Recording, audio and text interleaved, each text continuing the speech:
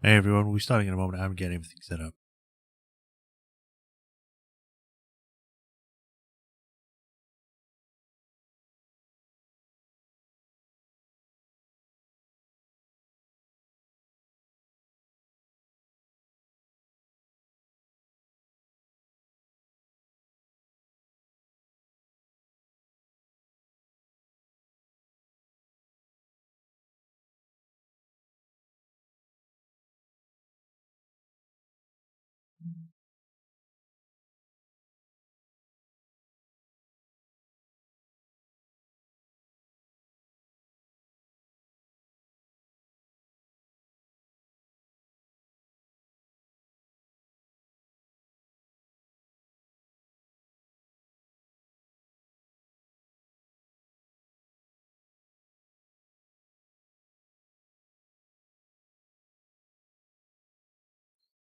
Alright, that's that done. Connection seems good. Voice is being picked up. We're good to go. So, hi everyone. Welcome to another stream of Ace Attorney Investigations. And the first one for this week. How's everyone doing? Hope you all had a nice weekend. It's taking up such a... So today, we are continuing. We had left off where we had investigated more of the apparent murder scene, where we found that on the roof there was a secret passageway into an evidence room auction, essentially, where everything from the past cases of Edgeworth has been on display and were up for sale in an illegal auction, which apparently is a part of the smuggling ring, which is interesting. But yeah, we went through that. We ended up going down an elevator, which took us right back down to the committee chamber. So apparently the woman that got killed was the one that was in charge of the whole thing, for some reason. And then we had to try and persuade that we weren't, Kay wasn't the one that killed them, but they weren't listening. And then they took us under, and now we're in prison forever. Edgeworth, the convict. And we are now going to try and break out, punch the committee in the face, and go home with Kay and never look back. Go on to a beach vacation somewhere. Beach holiday. But yeah, we're going to see how much we can get done. I'm hoping we can get at least another part of the case done, or maybe finish this one and then move on to the next one, but we shall find out. So without further ado, let's get straight into it. So I'd said it in a few places, but some of the it's been daylight savings time now since Sunday, so times are kind of messed up. So if I'm starting later for some people or earlier for some people, that's why. Where am I going? I'm going to the game. Where are you? There you are. Hey, Raphatron.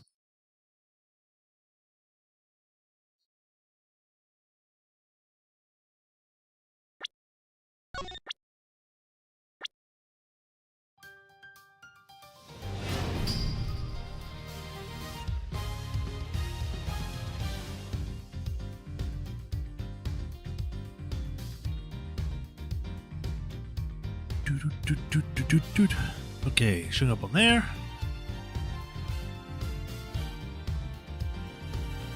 And on there. Everything seems to be okay. We're good to go. Let's do it. Look, it's the building, and it has depth of field on it. Judge Cavell's goal.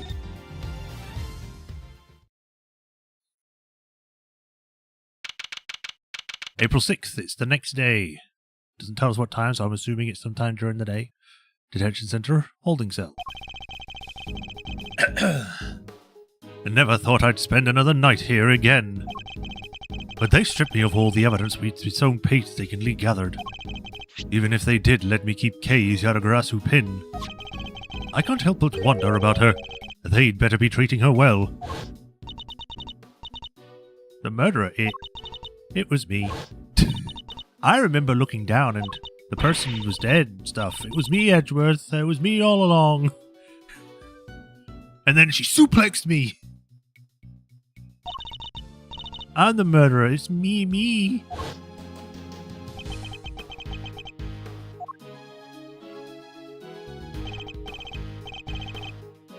Come on, let's go. We want a visitor. A visitor? Who? Someone that even Dick Gumshoe, let me say the same way. How would you not know who Dick Gumshoe is? He's your detective. He's been here before. No, then I'm not sure what to even say to him. April 6th, detention center. Hey, we're on the opposite side now. Good thing the prisons aren't accurate. Yeah, I guess. Wait there. And then someone came in with a gun to shoot me. They're leaving me unsupervised. I'm guessing this is Verity, so I'm going to say, forgive the intrusion. I knew it! The joke about him liking Judge Cavell. Please, Mr. Edgeworth, take a seat. What are you doing here? I was told it was Detective Gumshoe. Also, it looks like they'd made my sprite just be still standing, but moved it down to make it look like I'm sitting, but not that well. I imagined you wouldn't come if you knew it was me. What could she possibly want from me now? I suppose I'd better find out. I'm going to present my Yadagarasu pin. Miss Faraday is currently being interrogated about her involvement in the murder. You and the committee, you know what you're doing, don't you? No chair, for you to just bend your knees. No, I've got to sink it to the floor. You know that the wrongful arrest and persecution of an innocent person is beyond reprehensible. That's quite the slanderous remark. I would ask that you frame your outburst with a little more care. Okay, you're a dumbass. I can do this early in the stream now because they let me, hopefully. Besides, she is not innocent. You merely wish that she is. You can't say that. You don't have conclusive proof. Nor do you have conclusive proof to the contrary, so let's not retread this tired old topic again.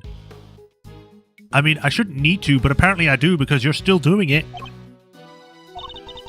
She will go to trial and the goddess will pass her judgment. There is nothing you can do to stop that. And there is nothing more to say on the subject. Instead, let us speak on the matter at hand.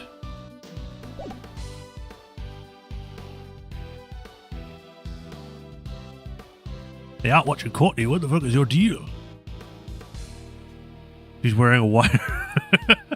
Ah, yes, the wire in her skin-tight uniform. What's that suspicious ball? No, I can't finish that sentence. That sounds weird.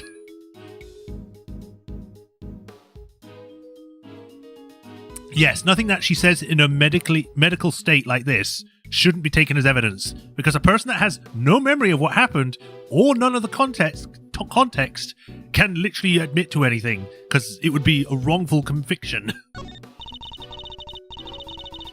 You may not be aware of this, but you are only permitted to meet with specially approved visitors. So I'm to be treated like a dangerous criminal, am I?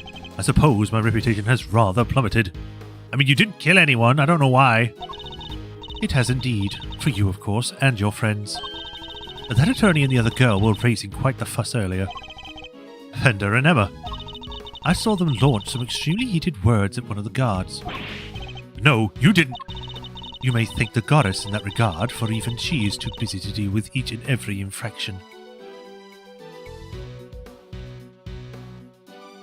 There's something odd about that bulge was a line last game. Was there? Oh, okay. I must have missed it. Oh, no, yeah. I remember now. Never mind. They will not be punished for their bad behavior. Aim at the shirt. Did you come here just to chit-chat with me? You must have a lot of your time on your hands. Oh, speaking of which, Miss Von Karma is continuing the investigation where you left off. I just thought you'd like to know. I figured you would be worried about how they were all doing. I hate to admit it, but she read me like a book.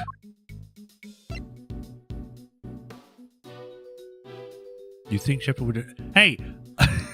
I've noticed it's the first time. What are you talking about? I've complained about it multiple times.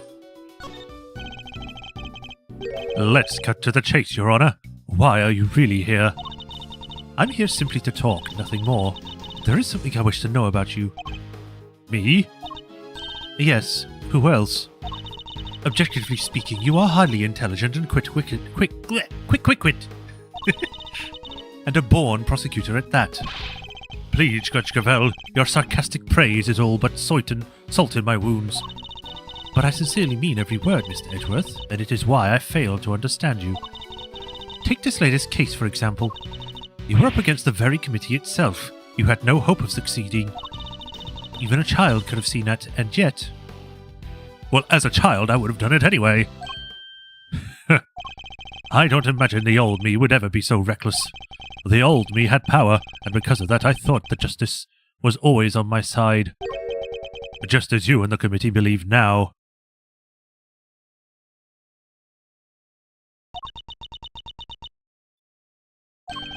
But at a certain person changed my mind.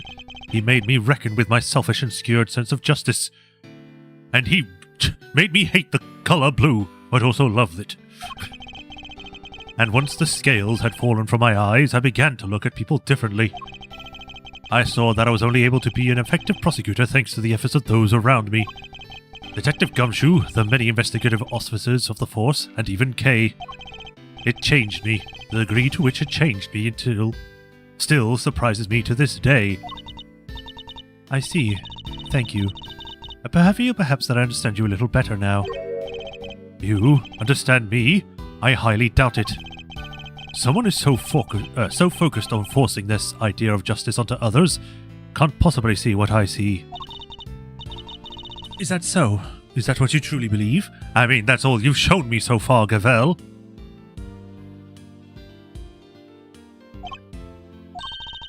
I will say one thing. This has been a very interesting conversation. That is all. Okay. Before I go, there is one remaining matter. I was asked to inform you that the date of your hearing... I was going to say, I in my mind read that as execution for some reason. The date of your hearing has been confirmed. It will be held today in the trial chamber. The committee sends its warmest regards. If that is all you had to tell me, you could have just sent a message. And entrust the goddess' words to another? That wouldn't do now, would it? I mean, you've done that already, but sure. Until then, Mr. Edgeworth, I'll see you again very shortly. Ugh, hiccups. Ow. Okay, bye. April 6th.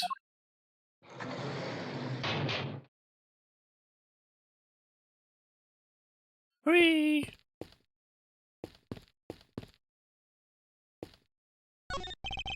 There's a poster in the corridor outside.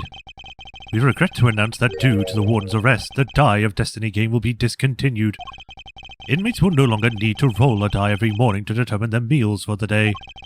We wholeheartedly apologize to those who were looking forward to their daily casting of the die. Did anyone really need an apology for the cessation of such a ridiculous idea in the first place?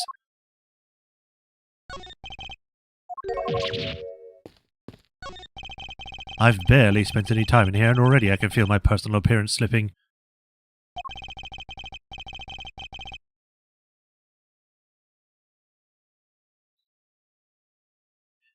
I may have given up my badge, but I mustn't give up on myself. My collar. It's slightly creased. There. A tidy outside begets a tidy inside. Not only is he like this, he's also OCD. Which is why it's more important now than ever to take care of myself. There's a menu here on the table. It seems that detainees are able to pay to have their meals brought to their cells. Excuse me? They have to pay to get meals? What? I thought everything was supposed to be free. They work inside the business, or inside the thing sometimes. But they don't pay for anything. That would destroy them. What look good? Spaghetti and mac and cheese lunch, and linguine, only for $1. Basmati and brown rice special for a limited time only. Add regular white rice at no extra cost. It's probably for the best I'm not very hungry.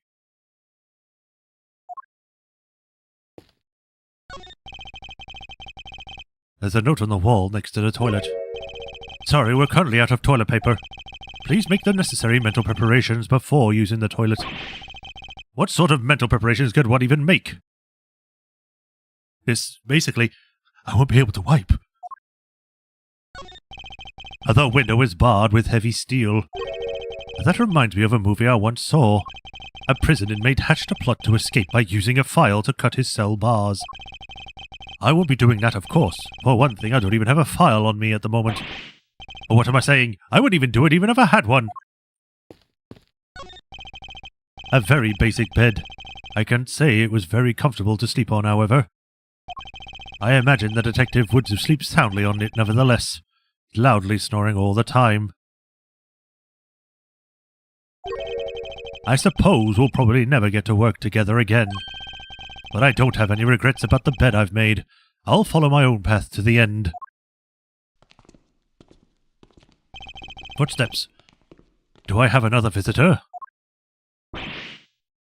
Kay! Oh, thank goodness you seem alright. That's a load off my mind. Ah, such heartwarming scene. It's enough to make a grown man cry. Okay, that's enough. But you're still not your casual or usual cheery. I mean, you have to stay positive, Kay. You didn't do anything wrong. In fact, I guarantee you didn't. No, you have to let it go. I'm the murderer. I know that now. But you're not. You can't be. Why don't you have any faith in yourself? How can I, Mr. Edgeworth? There is no me left to believe in. Not at all. I don't think that's true. Before you lost your memory, we spent quite a bit of time together. It's funny that she just immediately showed up and they just immediately threw into this. It's just like, what do you want, committee member? And I dare say you left quite the impression on me. So you see, there's still plenty of you left. And that's why I believe so much in your innocence, and why you should believe in yourself too. Thank you. But I can't. It would just cause more pain for the both of us.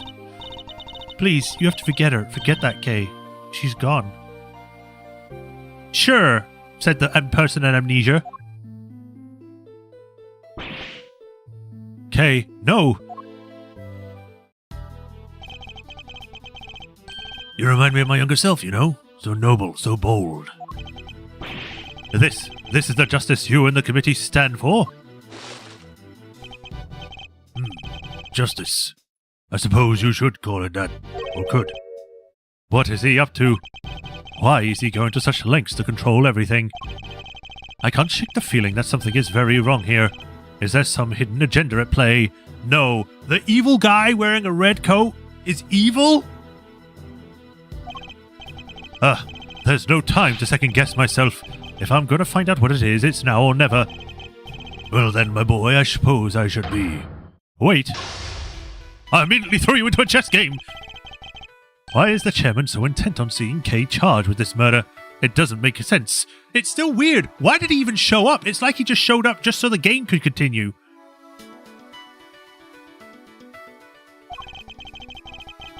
There must be some rhyme or reason to this madness. Come now, Miles. I'm a busy, important man. I can't be wasting my precious time talking to you. The only way out of this current predicament is through Chairman Winner. There's so much to ask in so little time. I'll start by trying to figure out why he rushed to have Mike Kay arrested so quickly. I can't just let this happen. I'm getting answers if it's the last thing I do. I don't know why, but I feel like I'm not talking with a lot of energy today. I think it's probably just because I didn't sleep that well. Why were you so keen to push through Kay's arrest? I've yet to hear a satisfactory explanation. An explanation? I'm not entirely sure what you mean. Don't give me that. You know exactly what I mean. Tut. I advise you to moderate your tone, dear boy. Need to remind you of your position. I could set you on fire.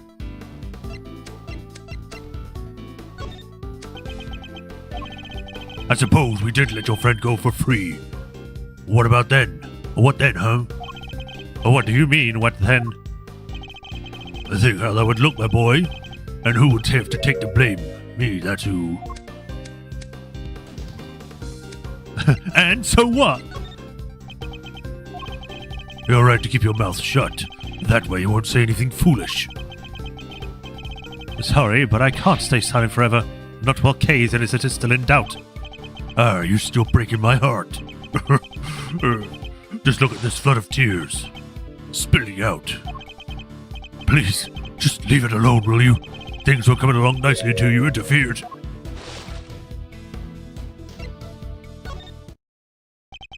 Coming along nicely? That's a pretty strange way of putting it. It's almost as if you wanted Kay's arrest to happen. It certainly doesn't sound like the statement of an impartial representative of the law. You think so? Well, that wasn't my intention. Has it occurred to you that you might just be overthinking things a little? Chairman Winner certainly knows how to dodge a question, but it doesn't change the fact that serious doubts remain concerning Kay's arrest. We'll need to press him on whether he believes the investigation was sufficient. We can't allow any of his statements to go unexamined, no matter how trivial they may seem. One of them may just give us the breakthrough we needed. How much time was spent in your investigation altogether? Well now, let's see. You know what? I'm not sure I can remember. I'm sure you can. You won't bluster your way out of this one. It's not bluster, my boy. I simply don't recall. It's a problem when you get to my age, you see. Why, I even forgot my own son's name sometimes. And never mind your fool of a son. Answer me. How long did you spend on the investigation? Never mind your fool. You're right, of course. My boy's a fool. I've never meant for him to grow up like that, but... oh, woe is me. He's only too happy to derail the conversation no matter where I take it. I have to force him to take this seriously. Let's try another tack for now. You can hardly say your investigation was sufficient. And you're the one who called the shots, weren't you? Including the decision to have Kay arrested. I'm afraid I'm nowhere near as influential as you think I am, dear boy. You're the chairman of the committee. It doesn't get more influential than that. Not even the president. The president? It's like immediately stands to attention. Not that I care about such things. You wound me. It's enough to drive an old man to tears. You'll have to forgive me. I'm not the deferential type. Well, if you're going to insist on being so blunt, then I'm afraid I won't be seeing your prosecutor's badge again anytime soon. I can't live without that badge. Let me make something clear once and for all. That badge isn't the be-all, end-all for me. Far from it. I'm not concerned with titles or roles. Even you must understand that much.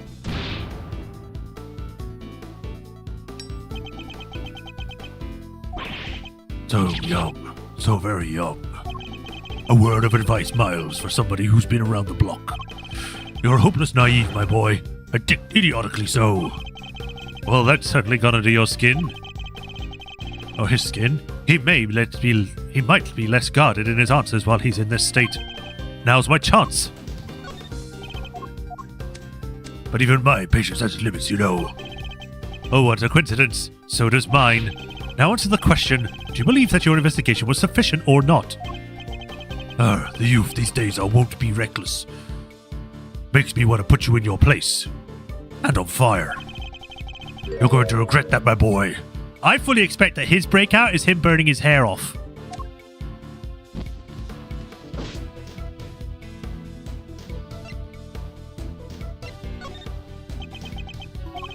Well, maybe you do know your place after all. What's the matter, scared? Hardly. I was just thinking about how best to proceed. Getting answers from the elderly requires sensitivity. They can be quite emotional after all. You have no common sense whatsoever, do you? Don't you understand? Your fate rests in my hands.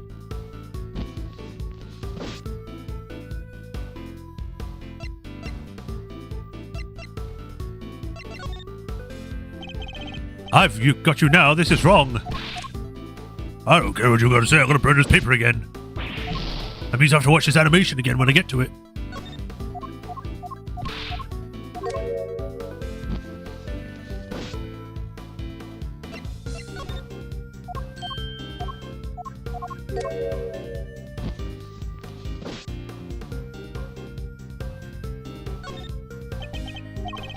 Let's say you do manage to get some answers from me.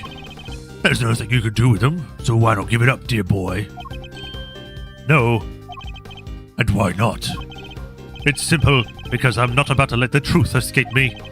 Interesting.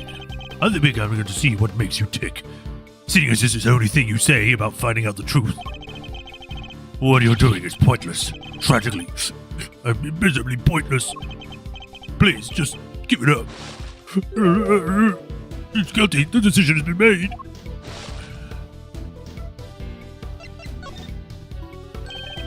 Once again, your choice of words intrigues me. It's almost as if Kay's guilt has already been determined from before her arrest.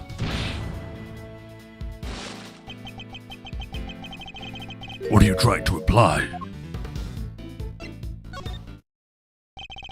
I'm implying that things have gone exactly as they should have.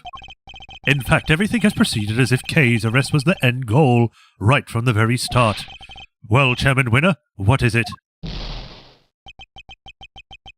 His dead-eye stare is really disturbing, or like keep creeping out. That's certainly an intriguing theory. But it's also a complete work of fiction, and I'm afraid I don't have time for such flights of fancy. Is it me, or did he not get animated at all for that line? I think it's time we brought this shabby little farce to an end, don't you? No, he's trying to make his escape and set me on fire. We must confirm the legality of Kay's arrest before he slips away. The music sped up. It's faint, but the truth is finally beginning to emerge, and I'm not about to let this opportunity pass me by. Wait, we're not done yet. I'm tired of all this talking, so make it brief, will you?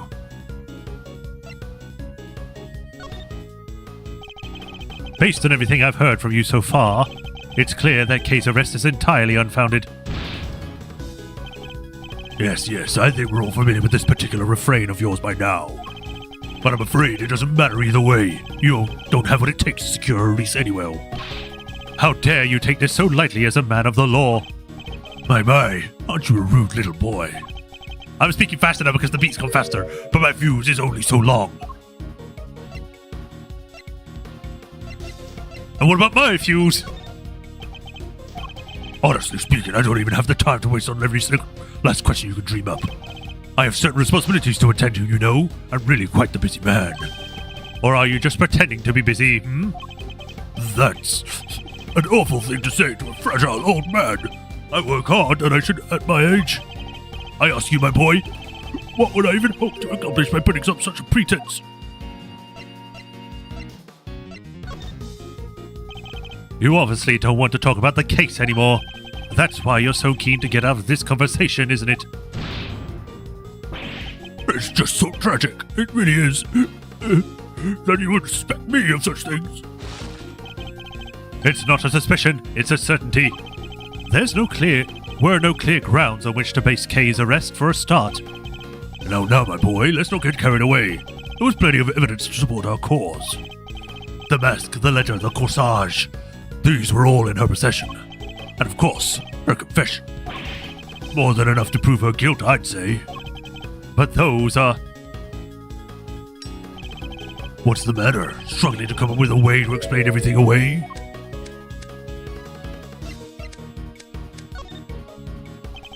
I've got you now. Damn it.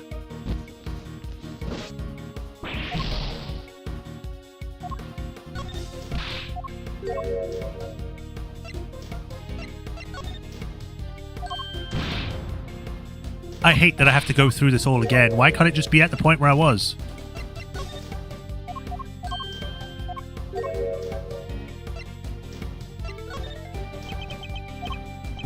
Nothing more to say? Wonderful, then I'll be on my way. I guess it was the second one then. The second one just didn't seem like the right choice.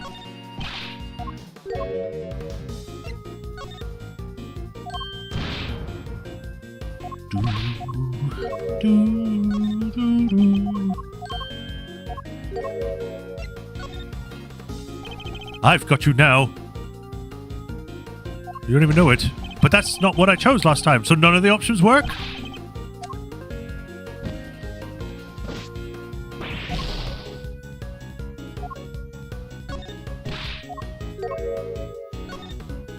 I didn't mean to click that one.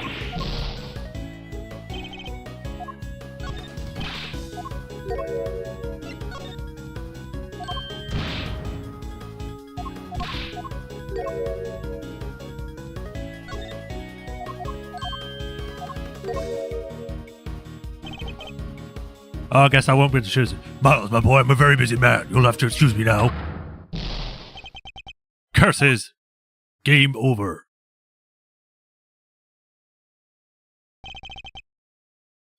I can't give up now. I have to keep pushing.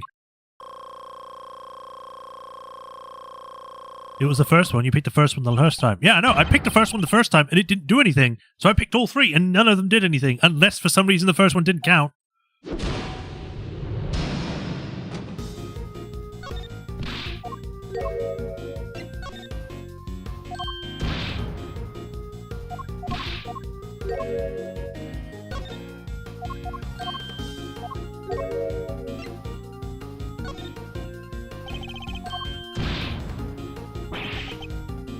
Oh.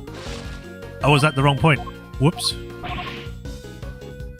Never mind.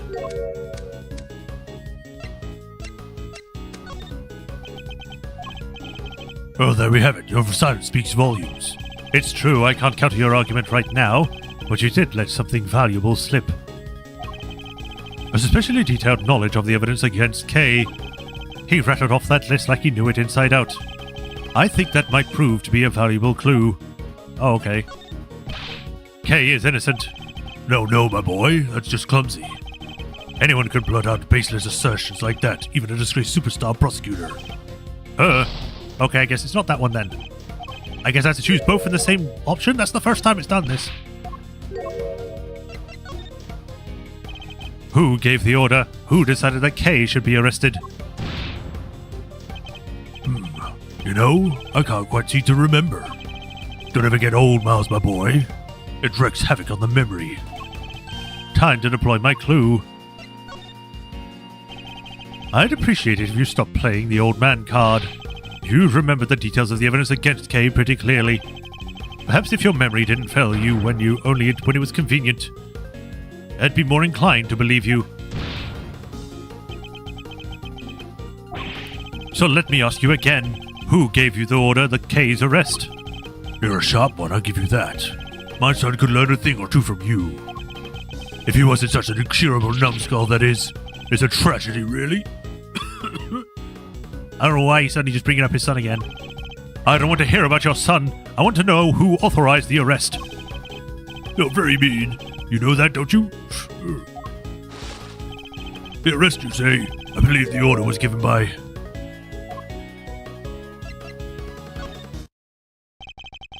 Come now, Chairman Winner. We both know it was you.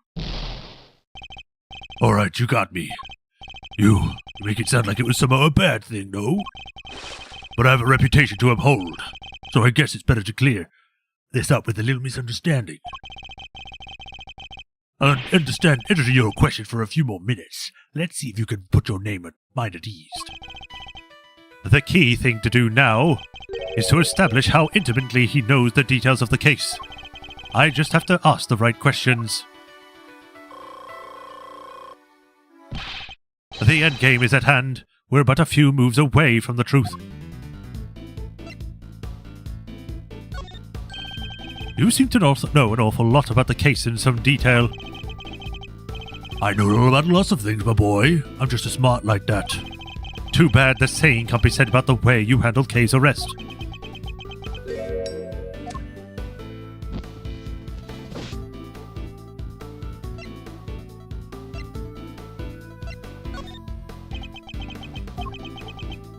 I'm a very busy man. Do try to remember that I can bring this little chat to an end wherever I so choose. It's only taking so long because you won't give me a straight answer to any of my questions. If only you'd stop giving me the runaround. We'd be done already. So let's try this again. You seem to know the details of the case quite intimately. Why is that? Because I read the case file. Not exactly the most thrilling use of my time, of course, but it's part of the job. I might have been a good role model. Can't seem to be slacking. It can be so hard. but I had some time on my hands, so I read the whole thing from cover to cover.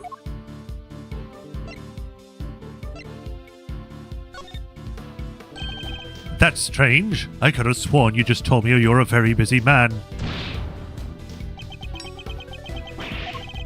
I'd say the cracks are finally starting to show, wouldn't you? If you're so keen on being an upstanding leader, you can start by releasing Kay, you know? You really don't give up, do you? It's a moving sight indeed, my boy. But a tragic one too. After all, your efforts are but for naught. I'm afraid your little friend was found unconscious near the scene of the crime.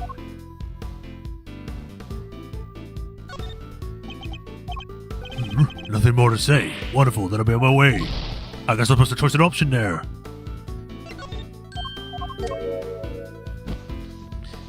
This is great.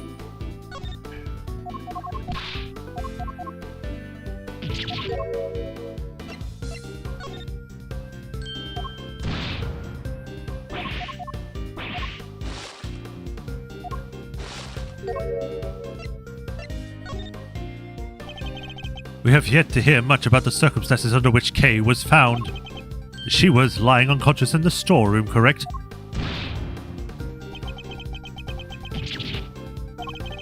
That's right. Although I'm not at liberty to tell you how I know that. He knows things even we didn't. In fact, he seems to be aware of every tiny detail about the case. This could be a valuable clue. The suspect, Kay Faraday.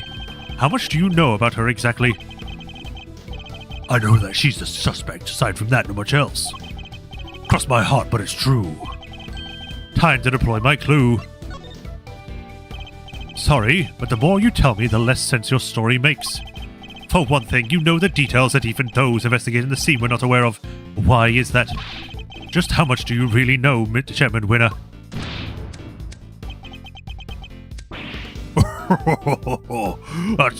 There's that intimidating face you like to make again. Well, two could play that game. How do you like me now? Did you really just say, how do you like me now?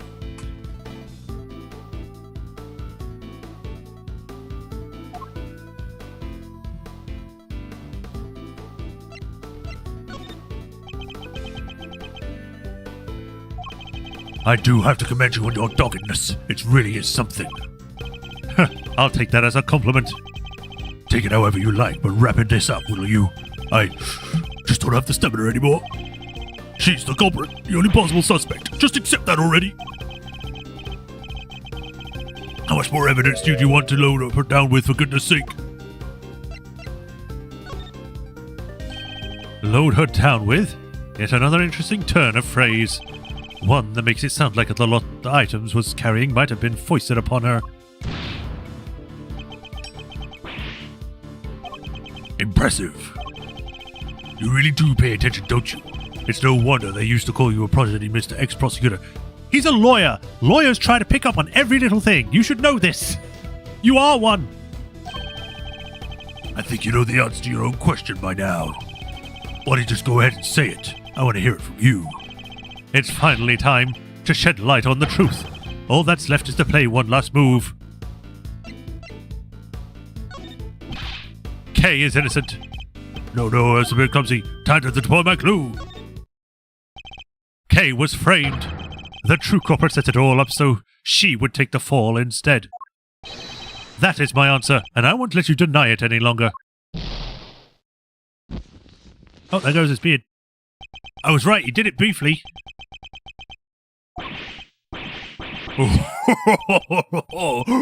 Oh, my.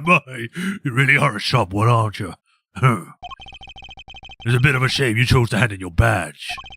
I admit it, you're right on all accounts. And that's checkmate. Not that it helps me. My chess, checkmate. You knew Kay wasn't the real murderer, and yet you still had her arrested. What's worse, you thought you could get away with it. Well, you won't, not if I can help it. There you go with that naivete again, my boy. I guess that was always your problem.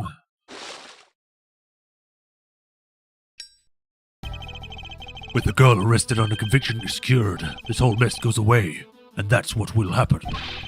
But though, whose interest does a conclusion like that serve? The committee's, I suppose. And mine? Oh, listening to you just now. Well, it really got the tears flowing, I have to say. It was poignant and heartfelt and sincere, and utterly infuriating. I just bit my tongue. Ow. Look, I'm not perfect. I know that. But your lack of sophistication in these matters is beyond the pale.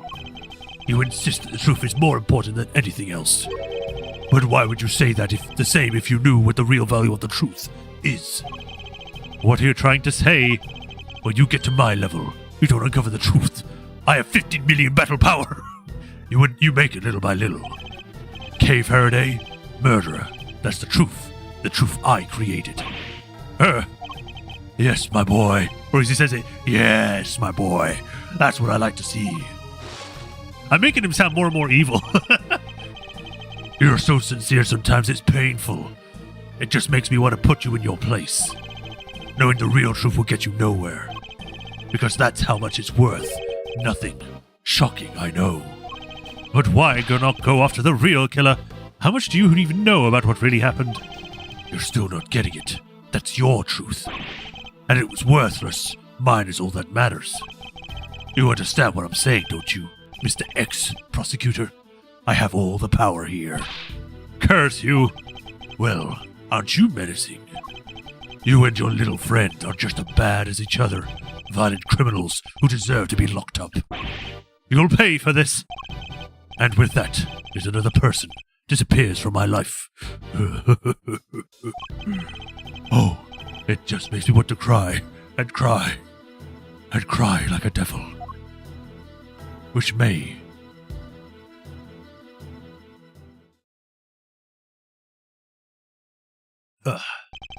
I'm not planning to disappear just yet, Chairman Winner. There's still the hearing later today. Just you wait. One way or another, I'll prove Kay's innocent to the world then. The end. It's funny. We've got two people which are obviously protagonists, and everyone else is just a standard guy. They're all just wearing normal outfits. The old guy's not even here. There's the H protagonist with the hair that you can't see his eyes.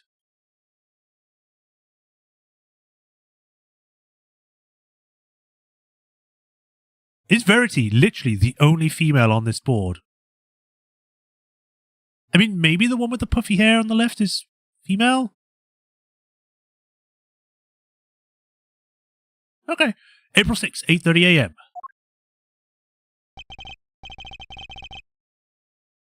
"10 members, over a majority are present. I hereby call all this hearing to order. We are gathered here today to assess the professional competency of Prosecutor Miles Edgeworth. I already handed in my badge. What are you talking about? Here in the sight of the goddess, we do solemnly swear to pass fair and frank judgment."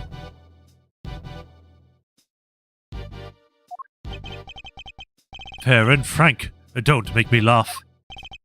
Verity, if you'd be so kind to summarize the case against Mr. Edgeworth. On April 5th, despite having been advised on the illegality of an investigation he was conducting, the accused refused to desist and eventually had to be detained by myself and Chairman Winner. His actions compromised the investigation of the murder to a certain defense attorney, and despite having been presented with copious evidence of her guilt, he continues to insist that the suspect, one K. Faraday, is innocent of all charges. Rosie Ringer was on the board as well? Yeah, I guess, but... Perhaps you could explain the details of the murder to us as well. Of course. On the morning of the 5th, the body of the victim was found here in the committee chamber, which has been apparently cleaned up quite quickly. Further explanation will be provided by... Me, Eustace Winner, Premier Prosecutor. The floor is yours, Mr. Winner. The murder itself happened later on the night of the 4th. The victim was Miss Rosie Ringer. The same night that an illicit auction was being held here in this very room, where she get to see images of the people here. The one with the spiky one is really creepy. The one with the blue badge is just funny. The ringer took part in that auction, I think. Yeah. Meaning that the murder took place sometime during the auction. When she was found, Ringer was dressed in an outfit that matched the description of the auctioneers. However, due to the fact that the auction carried out after the murder had occurred, it deduced that Ringer was not in fact the auctioneer. You deduced nothing of the sort. And what about the basis on which the suspect was detained, Mr. Winner? Blue Badger wants to spleen. Yeah, I got it. So Faraday was overcome by... crushing remorse, Eustace. Yeah, that. Tons of remorse. Crushing it. So she confessed. According to her confession, she was on the roof of this building when she encountered a person in a red raincoat on the viewing platform. And that person was Mr. Ringer, I take it. Precisely, Mr. Chairman. The killer dressed the victim in an auctioneer's outfit after the fact. But at the time when she was killed, Miss Ringer was wearing a red raincoat. And who won that race to find the raincoat nearby? Me, that's who. Did you? I thought it was somebody from forensics. Strictly speaking, it was found by one of the forensic investigators under Mr. Winner's command. I knew it. The blood analysis on the coat showed that it was indeed Miss Ringer who had worn it, and the suspect confession was the final nail in the coffin. She confirmed having committed the murder. So as you can see, Kate Faraday was the killer. There's no way anybody else could have done it. All right, Miles, I expect you to have some objections. Let's get out of the way, shall we? I have no objections, Chairman Winner. Well now, is that so? I didn't just finish. No objections in the matter of my unauthorized investigation, that is. So petty. You could have said it. You could have said the whole sentence.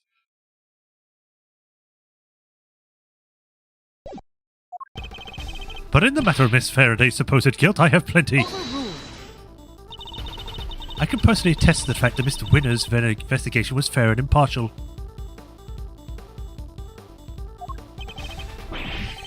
Yeah, of course it was. When it comes to carefully conducted ups, I'm the winner every time.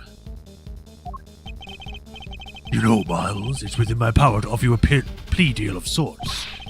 If, and this is purely hypothetical of course, you were to withdraw your objections. You might wake up tomorrow to find yourself the proud owner of a seat on this committee. He's literally trying to bribe us. Is no one else going to notice that? Sorry, I ask you again. Do you have any objections, Mr. Edgeworth? If you think you can buy my silence, think again. You will watch your mouth. Only if the chairman watches his. We're having like a tantrum. I didn't come here to talk about the committee seats. I came here to talk about the murder case. I demand a statement under oath, and I won't rest until I have one. I want to know exactly what the committee view on the incident is. You want to put us on trial, my boy? Very well, if it will make you happy.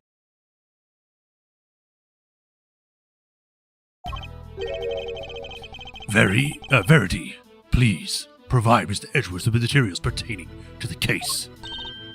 Really? But, sir... This'll be but our last hurrah. So let's humor him with the fend-off for your desires. I actually wanted to check something. He is 68, okay. Wait. 17.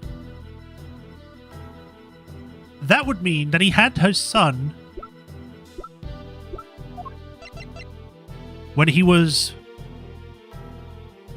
47? Okay. Also, I never really looked at Rosie Ringer's front portrait. She looks weird.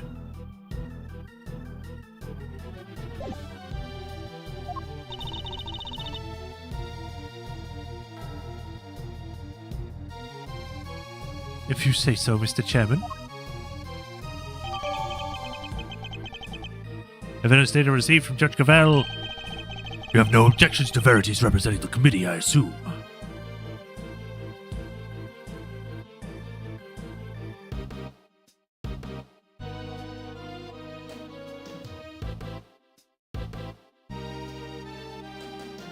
Did I do the wrong math?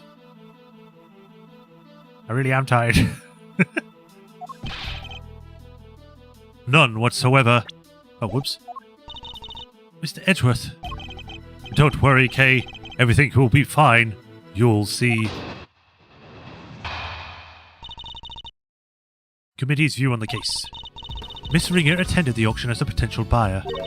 The red raincoat was one of the items up for sale, so our assumption is that after winning and paying for it, she left the auction with her purchase. The only exit from the storeroom was, of course, the hatch leading up onto the roof. After she emerged onto the viewing platform, that's when Miss Ringer was attacked by Miss Faraday. Shortly thereafter, her flame went out, and thus concludes the committee's view on the case. The raincoat was on offer that night. Is that really true? Yeah, we believe so, yes. You remember the failed assassination attempt on the president of Zengfar, I assume? I remember it wasn't a failed assassination, I remember it was a fake one.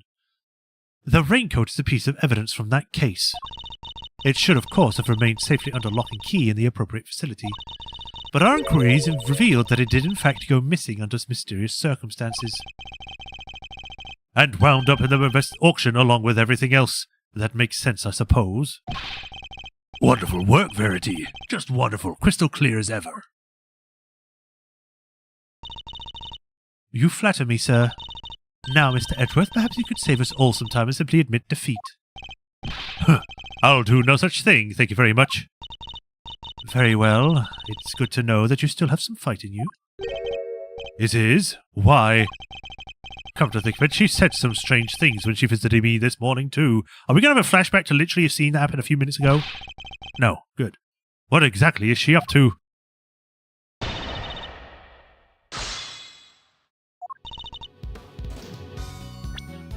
I have a bunch of evidence again. Yay!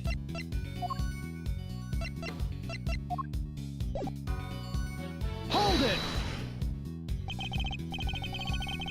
In other words, a member of the committee was actively involved in the illegal evidence trade. It is unfortunate. I don't know what else to say. And of course, we'll be looking into any such activities as soon as this hearing is over and done with. I commend your decision to pursue the matter further, Mr. Chairman. Oh, don't be silly, Verity. It's the least we can do, really. Not that it's any of your business, Miles. Not anymore. If only you had remained a prosecutor, but you didn't. Now, if we're quite done making an old man cry over the whole sad affair. Very well, allow me to continue. Hold it! Wrong voice. So the raincoat was one of the auction lots.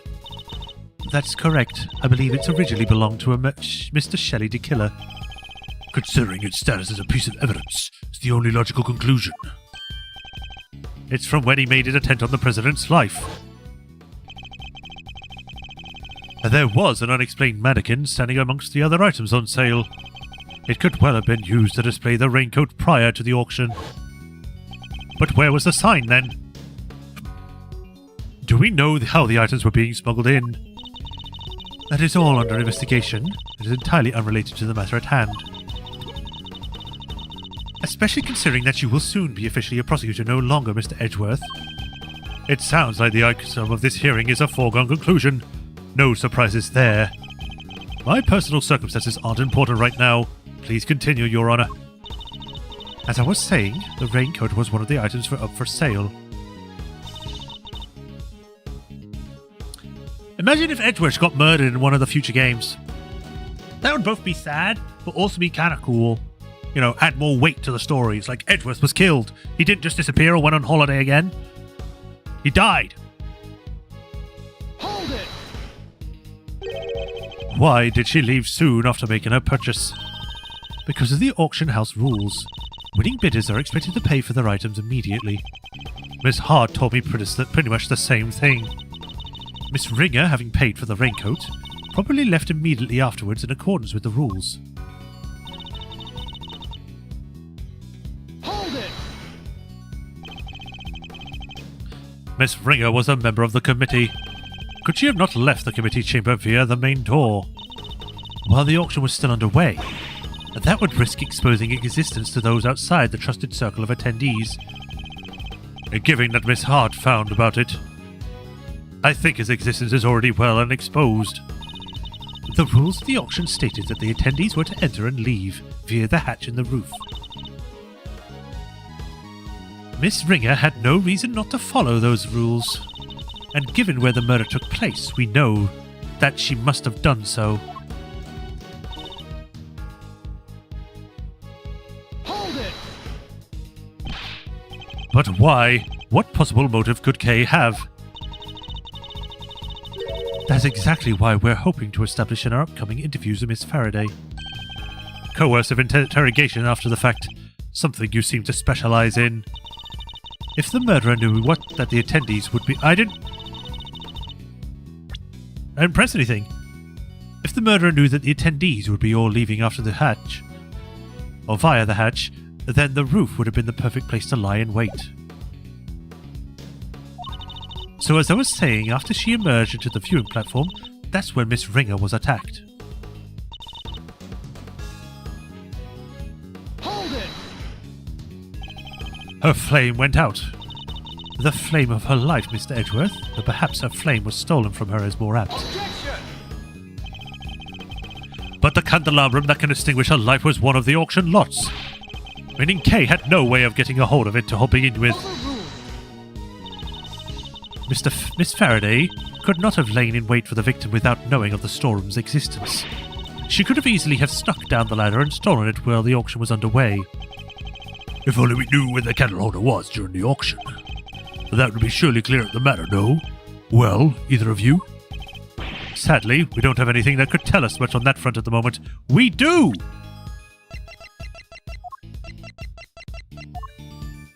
If we had a picture of it, we would.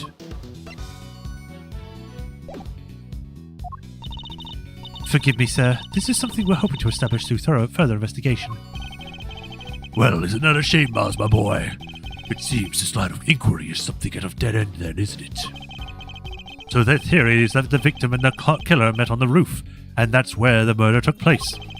In other words, it assumes the viewing platform was the scene of the crime. But is that really the case? I thought I had evidence that clearly shows the story of what happened that night. Time to double check.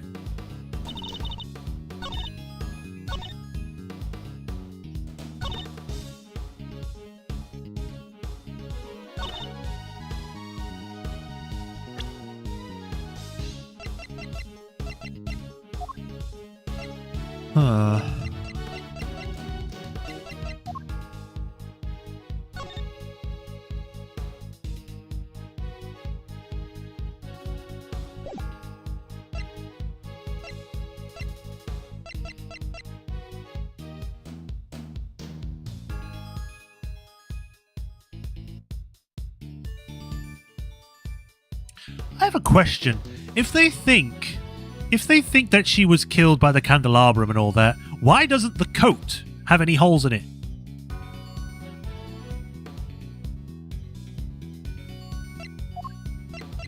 Because she clearly has holes in her, but the coat doesn't.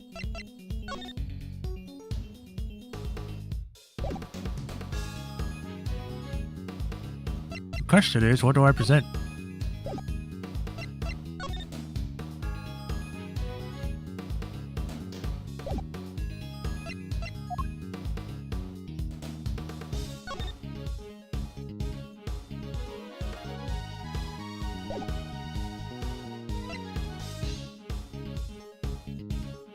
Objection!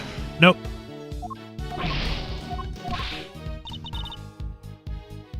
After she merged...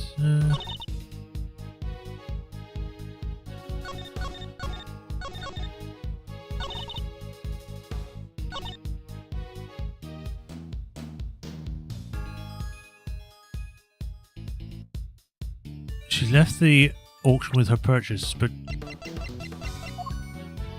they know that she was wearing it because they even said that it had blood inside it, so that would mean that she was wearing it. Right?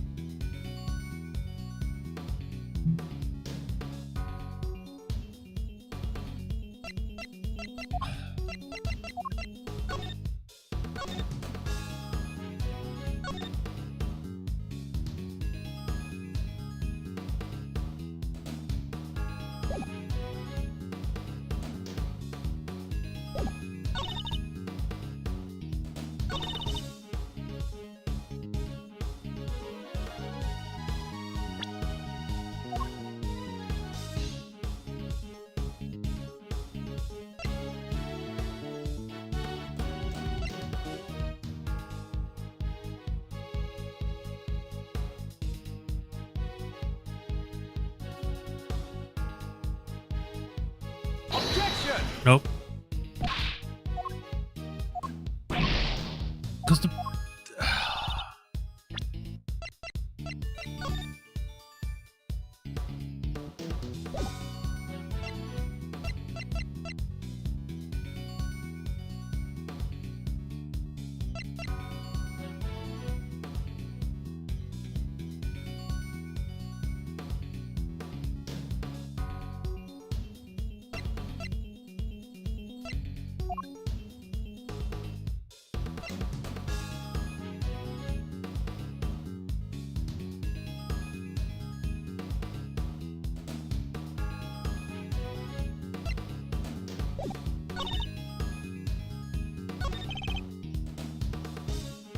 Fell on the roof.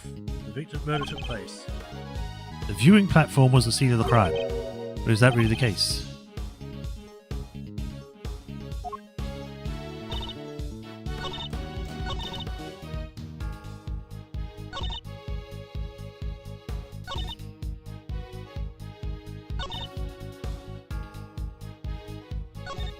I assume it's... Oh, whoops, didn't mean to do that. I meant to go back. I assume it's this one I need to do because it says merge onto the viewing platform when she was attacked, but she wasn't attacked because there's no blood on the viewing platform.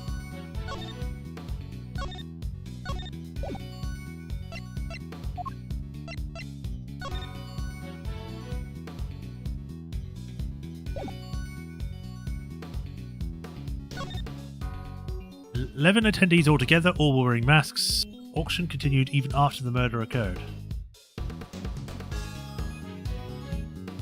None of it says here about something else.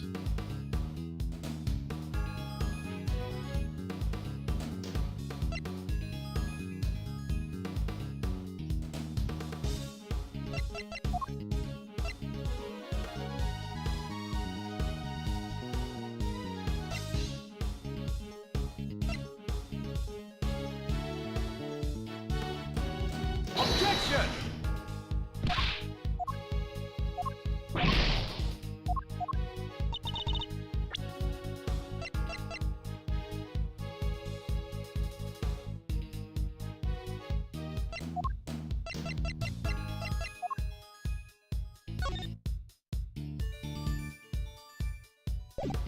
It's just a picture. Objection!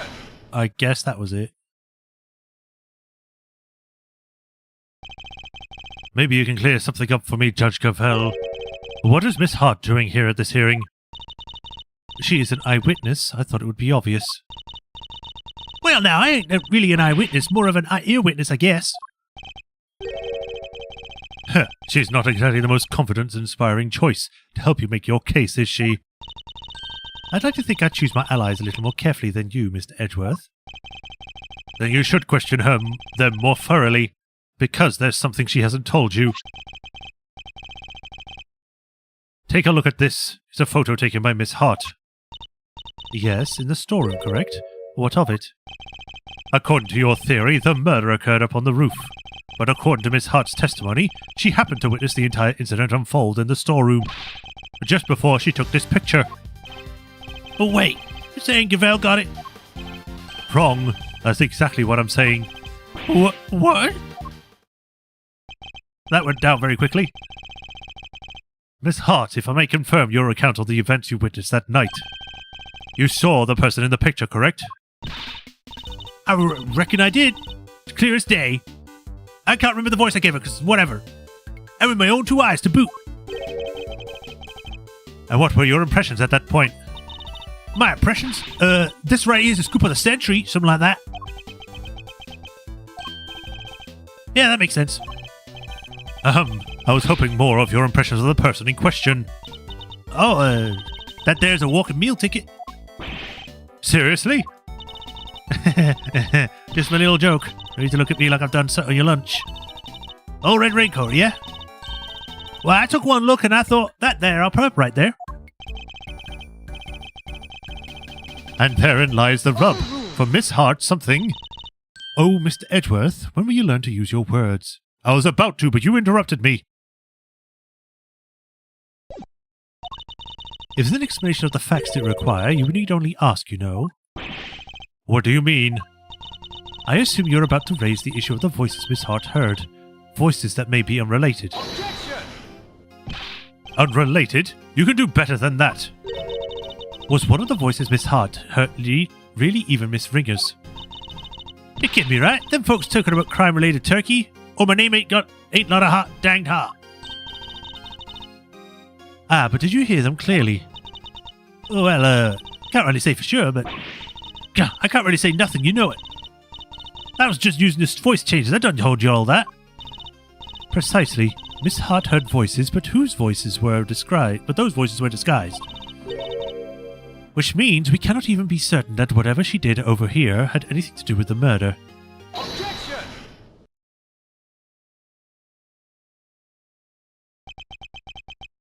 Huh. You don't need to yell objection in order to sigh at me, Mr. Edgeworth. It seems I overestimated you, Judge Cavell. Nonsense. Verity is the best of us, my boy. The very best. Well, seeing as I've beaten her multiple times, that must be wrong. And yet she believes that Miss Hart heard might not have had anything to do with the murder. Even supposing that that's the case, it doesn't prove the murder didn't happen in the storeroom. The incident happened before the victim was able to go to the roof. That much we can say for certain. And I can tell you why. This proves happened on the incident before the victim went to the roof. The bloody hand. Take that! We initially thought the person in the red raincoat was the culprit. Yes. Because Miss Hart said as much? Indeed. She told us about the blood she saw on the person's hand. And I doubt many people would have thought differently given her testimony. Ergo, if this person is the killer, then the blood we see would be from when they attacked the victim. But knowing what we know now, this person is in fact the victim. It recontextualizes everything. The presence of the blood still shows the picture was taken after the attack. But now, it tells us something very important about the victim too. The picture tells us the victim survived. There's no doubt in my mind the victim was attacked in the storeroom. But here we have a photographic evidence of her standing upright and alive, albeit with a bloody hand. This can only mean that Miss Ringer survived the attack. The blood on her hand is from the wounds she sustained. What are you talking about? Who dies from a hand wound? The wound wasn't on her hand, you idiot. I imagine she used her hand to try and staunch a wound. That's right. While it's impossible to tell from this angle, the victim was already mortally wounded here. Ho ho ho. Well, that certainly would change things, wouldn't it? It very much would. Not least by making it absurd to suggest that Kay was the attacker. Her encounter with the victim happened after this picture had been taken. After the victim had already been attacked and was in critical condition. I put it to you that Kay witnessed was the victim finally succumbing to her wounds. That would have been quite the coincidence. It's a textbook case of wrong place, wrong time, I'd say. You seem to be forgetting a rather important fact, Mr. Edgeworth. Well, that or pretending not to remember it. What? What fact am I forgetting? I think it's time to wrap things up, don't you, Verity? Put the boy out of his misery. Dad, Gavelle works for me. Why do you keep giving her orders? It's my job. You really are. A total and utter embarrassment. I'm not. I hate to break it to you, but you both are. Go to it, Gavelle. Put Edgeworth out of his misery. As you wish. I'm gonna poke you in your single eye. Miss Ringer's body was found with 3 wounds in her chest. And we all know that what those wounds are from, don't we? That's right. They're from when she was stabbed in the chest by a 3-armed candelabrum. I doubt anybody could survive such a grave wound. If you care to read the coroner's report, I'm sure you would change your tone. Nicely done, Gavelle. Now Edgeworth will have to make several objections. Yes, I'm afraid I will. What? Why? Why weren't you listening? Oh, I was listening. Very carefully, in fact. Hence my objections. Come on! Why do you always have to undermine me? That's never my intention, I assure you. You're beneath my notice. It isn't? Because you do it so well yourself every single time already. Of course it isn't. Yeah, I do that because I'm... Please, Eustace, just stop for goodness sake. You've already embarrassed me enough. Huh? What do you mean, Dad? Why was it even sharp? To put the candles on. Hold it! 3 wounds. That can't have been very pleasant. Yes. Which is why we must see that the perpetrator of this cruel act pays for their sins. Don't listen to her, Kay. She's just trying to scare you, even if you're not having anything to say at the moment. We could please continue, Judge Gavel. Very well. As I was saying, there were 3 wounds. Hold it! I do, but perhaps we should ask Mr. Winner. He does, I'm sure, don't you, Eustace? Who, me? Oh, you bet I do. You know this case inside out. Who does he think he's fooling? Eustace, my boy. Make an old man happy and at least glance at the Gora's report, would you? Sure, let's see. Yada yada, 3 puncture wounds, blah blah, candle holder. No way! That's what they used? Crazy. Precisely. The wounds were inflicted just as Eustace says. Yeah, what Matt said. Although I don't know if they would be so sharp that you could stab someone with, maybe with another force, obviously, but they're not supposed to be, like, dangerously sharp. Just enough to put like, you know, you jab a candle on. Hold it! And you're sure the stabs to the chest were the cause of death? There's no doubt about that? None. One of the spikes of the candelabrum even pierced the victim's heart. And unless you mean to call Miss Dr. Hurt's professional opinion into question, we can only treat that as fact. The coroner's report backing up my own winning ones. Now that's what I call a flawless victory. Well, I'm certainly not about to ignore the coroner's findings. Hey, what about my findings? You can't just ignore them. But if the cause of death really was the puncture wounds to the chest from the candelabrum, that would seem to contradict one of the evidences we gathered. He's not just ignoring my findings, he's ignoring me. Do something, Gavel. As you wish. At the very least, I will ensure that he cannot ignore my own conclusions.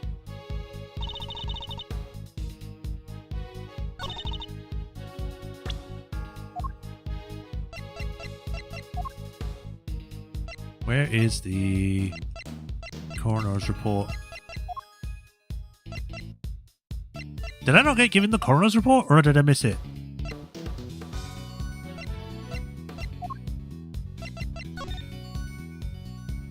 There we go. Preliminary findings. Place, time of death at some time late last night. Cause of death is a set of 3 puncture wounds on the left side of the chest inflicted by a candle holder. Victim also suffered a head injury post-mortem. A prominent burn mark on the back of the victim's right hand.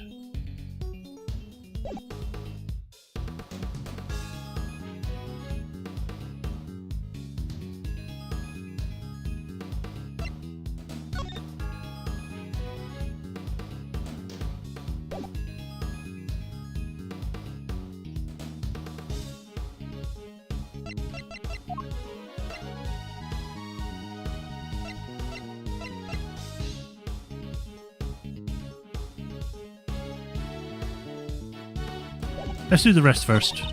Hold it!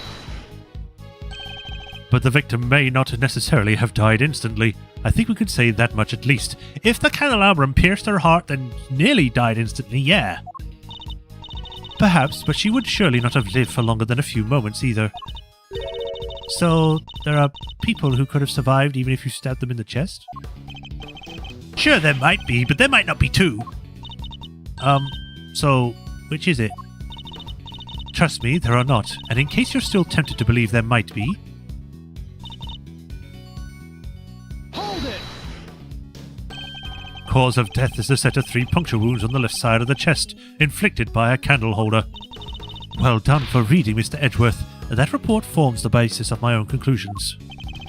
In other words, if I disprove what it says, I disprove your conclusions too. You have the strangest sense of humour, but I wouldn't mind seeing you try. However, before you do, I would advise you to read the report very carefully.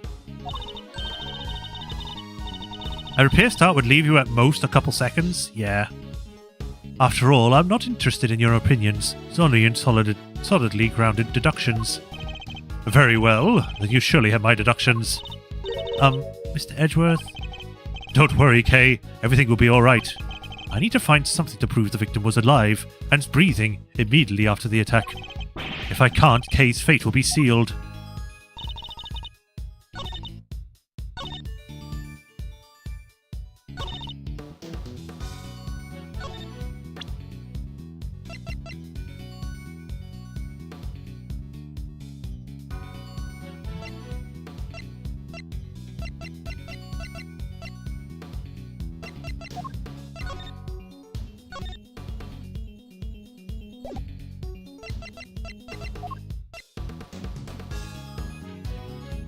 If she was stabbed, wouldn't have bled inside the coat as well? Here it only says that the fingerprints and blood on the hood, not inside it.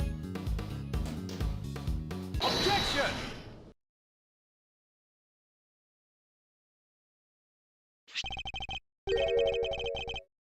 Chairman Winner, you know what this is, of course. The red raincoat. That's right, isn't it, Verity? Yes, sir. For a minute then, I thought she was like leaning up close and whispering in his ear or something. I don't know why. I was not really looking at the screen, I was looking down. Yes, sir. This one ring Miss Ringer was wearing. I warn you, Mr. Edgeworth, you will not be thanked for retreading old ground here. Well, I'm afraid I might have to, regardless. Now then, if you answer me this, Judge Cavell. You told us that the victim's bloodstains were found on the coat. But do you remember where exactly they were found? Of course, they were found on the hood, and... No. What's the matter, Verity? The hood and... Was the blood found anywhere else on the raincoat? No, it was not. Doesn't that strike you as odd? The victim died of a stab wound to the chest. Wouldn't that lead one to expect to find bloodstains in that area? And yet there was blood only on the hood. That's a glaring contradiction if I ever saw one. The head wound the victim suffered wasn't just some incidental injury. It was inflicted before the stab wound to her chest. Perhaps you are correct. Perhaps the victim did sustain the head injury first. As you said, if she had been stabbed first, there would be blood on the chest area of the raincoat. Therefore, Miss Ringer couldn't possibly have been stabbed before the head injury had been inflicted on her. But even if we concede that point, that the head injury came before the chest wound, what difference would it make? How does it change our misunderstanding or understanding of the case? Ooh, excuse me. I'm expecting, like, Franziska to just suddenly barge in, like she did before when she got shot. It was like, I have the evidence! Thank me, Miles! I'd say it changes things a great deal. In fact, it raises an even more fundamental contradiction. That is quite the bold claim, Mr. Edgeworth. I have to admit you have me intrigued. Perhaps you could show us the fundamental contradiction. With some evidence. Which piece of evidence best demonstrates the contradiction in order of the injuries revealed?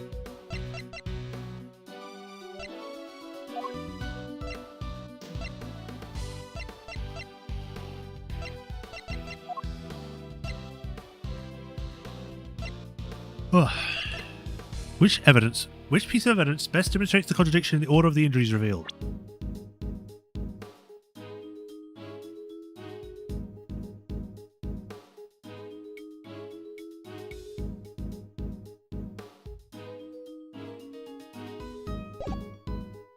Franny demands pets. Yes, she does.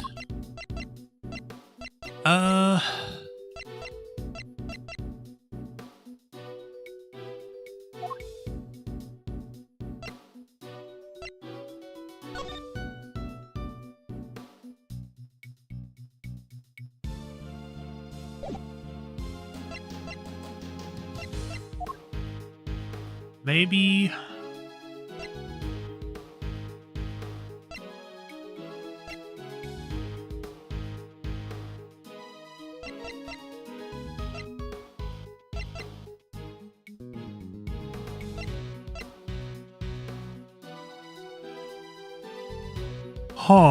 Which piece of evidence best demonstrates the contradiction in the order of the injuries revealed?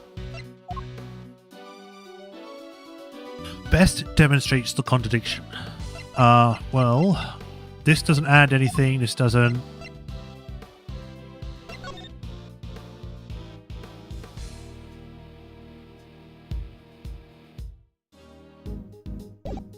maybe the picture? Take that! This is Dr. Hurt's preliminary findings, according to which the victim suffered a head injury post-mortem. But the order suggested by the bloodstains on the raincoat is exactly the opposite, yes. Bailiff, this court hereby subpoenas Miss Dr. Hilda Hertz to the committee chamber with all due haste. Until she testifies, this case cannot be brought to a close. Oh, yes, Your Honour. I'll go fetch her at once. I'm going to go fire up the engines. Unfortunately, Dr. Hertz is a very busy woman. I doubt she'll be able to come immediately. In the meantime, there is another important angle I would like to explore. Frankly, something has been bothering me about the person at the heart of this case. The so-called ringleader. Who exactly are they? Yeah, good point. We never looked into that, huh? Despite having been mentioned repeatedly in this hearing, we still don't even know the basic facts that might help us uncover their identity. Well, Mr. Edgeworth, do you have any thoughts on the matter? We've seen nothing that might serve as a clear evidence of the auctioneer's identity as of yet. But there is someone involved with the case that I can name. I suspect at the very least they might be able to point us in the right direction. And what's that? And that's... Chairman Winner, I demand that you testify as to what you know. What? Are you crazy? Why would you accuse my dad? You would cast doubt on the integrity of the chairman of the committee? Do you understand the implications of such an act? I don't care who or what he is. We're talking about the truth here.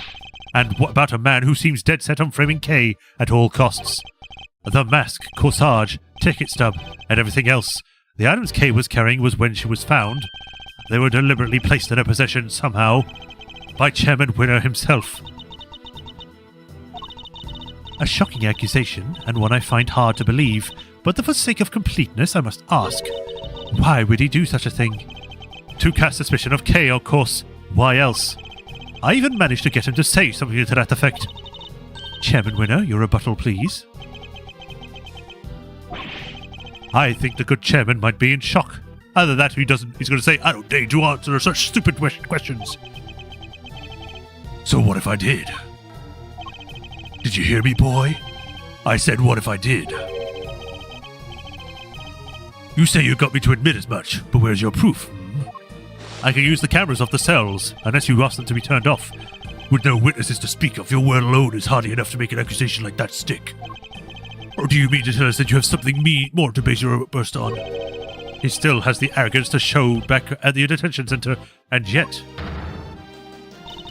Mr. Edgeworth, I'm going to have to ask you to explain yourself. If that's all right, Mr. Chairman. Not at all. I'll be very interested to hear this for myself. I'm intrigued to learn where Miles might have gotten the idea that I'm some sort of criminal. Because you'll never find more fine and upstanding citizen than myself. Phoenix Wright? He has a lot of nerve, acting all innocent like that. Very well, let's start at the very beginning. The fact that the auction took place right here in this hallowed tile chamber is a point of suspicion. A location that should be rights. By rights, only be accessible to members of the committee. Yeah, they all have keycards to the room after all. Furthermore, these auctions seem to be held on a somewhat regular basis. And for that to be possible, there can only be one winning explanation. That's right, Mr. Winner. The auctioneer is a member of the committee. No! What on earth is wrong now? What do I do, Dad? I played right into his hands. You did indeed, you utter nitwit. But Miles, my boy, do you realize that you've cast quite the wide net with your explanation? That's true. There are 11 members of the committee altogether. 10 given Miss Ringer's unfortunate passing. 10 potential suspects in total. Well, it certainly wasn't me. And I can't have been the chairman, can it? It can't have been the chairman. Whoever it is, speak up right now. Calm down, all of you, please. Well, Miles, is this the proof all you got against me? What would have been better or cool would be to have like the entire committee not say anything, could be completely silent and just dead stare at him. And then Edwards is like, oh God, they're all in on it. I'm in trouble. You're very quiet all of a sudden. But it's too late to check back out now. You accused me, a former chief prosecutor and current committee chairman, of a crime. I would tell you to prepare for the worst. But there's no point in preparing you for what you're about to face. Yay. Know your place. You've been forcing us to argue over every little detail with for a while now. Where's the murder happened? The order of the victim's injuries, some other things I hardly even remember. But you needn't bother, my boy, because it's all irrelevant in the end. Think about it. The suspect herself has already said she did it. That's all that matters at the end of the day, and her sentence will be lighter for it, so rejoice. And there you have it. Feel free to pick holes in it as you see fit. How can I when I was barely a testimony to begin with? That man, he's a very powerful person, isn't he? It's okay, Mr. Edgeworth. Please, just let it go. I did it. I'm the murderer. I even remembered doing it. You saw a flash of something half-remembered, Kay. Nothing more. If you must believe in something, believe in me that believes in you when I say you should believe in your own innocence instead. But I'm up against the head of the committee here. This isn't going to be easy. But he seems to think he's already won. Perhaps I can use that against him. Rebuttal time. Alright, how long have we been going for? Ooh, almost an hour and a half. So we can keep going. Hold it! Even if the broad strokes are correct, it doesn't make something true. Oh, don't be such a stick in the mud. I'd say the bigger picture is more than enough here. After all, every case is a little inconsistencies and contradictions.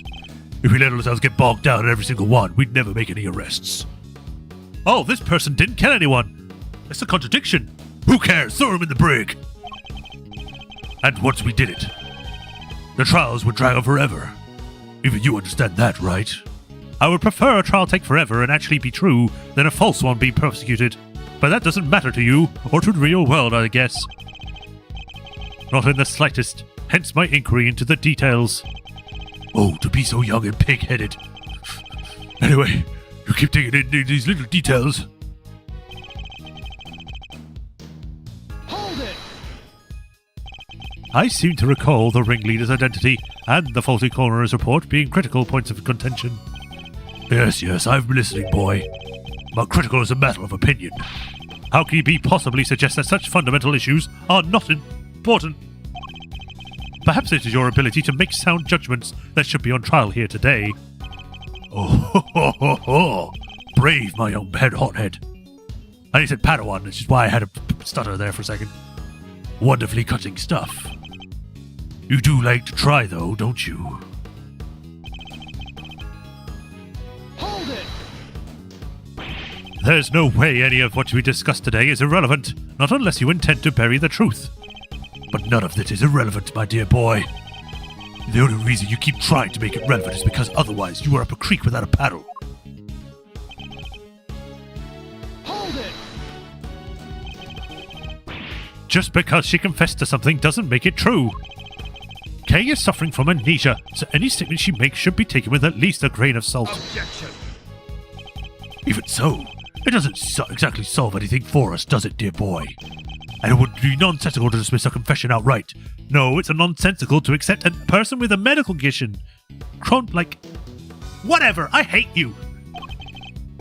Tell you what, why don't we ask her one last time, though I'm sure she'll just say this, she did it again. Fine, let's do it. Let's ask her again. We'll see if she really believes herself to be the culprit. Huh? You mean me? Is this really what you want, Mr. Edgeworth? If it goes badly, it could significantly weaken your position. I know, but there's no other way. I'll request that I be the one to question her. You really know how to tug on an old man's heartstrings, you know. But fine, ask away, on one condition. If this turns out to be a waste of time, that's it.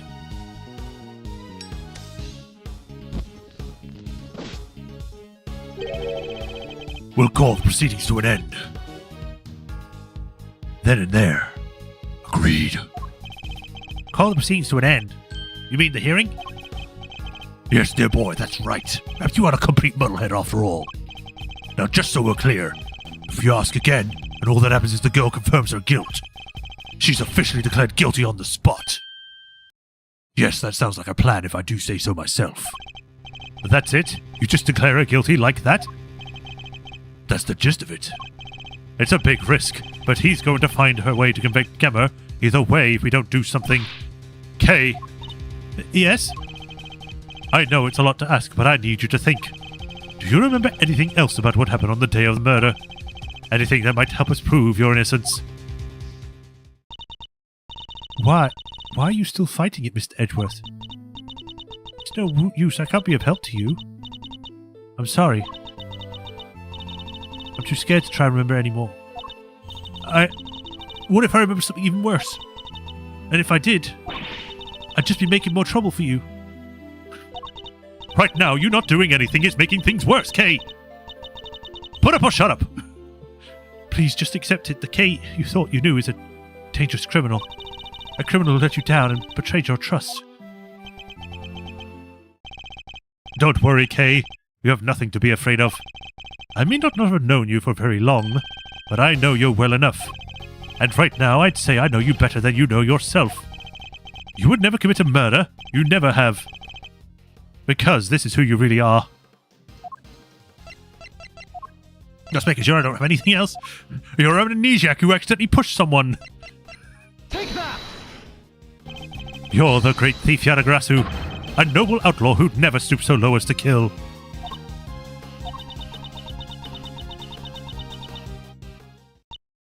I can't do it. I'm sorry. Because all I could see is the one memory that returned. I have to face it. Hold it! No, the only evidence for guilt is that confession you forced out of you. As I said earlier, you have to believe that you're better than that. Or are you saying you don't believe a word of what I've been telling you? No, it's not that. You're trying so hard to help me. And you're risking so much for me. It's too much. You have to stop, I'm begging you. You suck at being a thief. Wow, Ravatron! Hitting her while she's while she's down. Ah, so that's what's going on. I thought it was strange, but now I see. The reason you're allowing yourself to be railroaded into accepting your fate is because of me, isn't it? Which is exactly what the Kay I know would have done. You're a good person, Mr. Edgeworth. Sorry to burst your bubble, but I'm not. And I don't plan on becoming one anytime soon. Because despite all your wishes to the contrary, I'm still trying to help you. Why do I imagine that she's gone down onto one knee to say this to her? She is kind of small. So you see, I've merely been servicing my own ego, regardless of what I put you through. Now, let's try this again. See the good in yourself, Kay. Remember the noble thief you truly are. That memory of you committing the murder, you need to question it with all you have. And that's all I ask. So please, do it for me.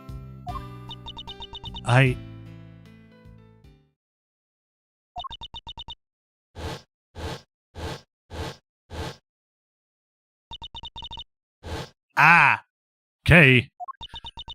I'm not going to scream now. Ah! There you go. That's the best I'll do. What's wrong? Did you remember something? I did the wrong voice for her. Oh, it's like some cliche movie plot if she did. Cow.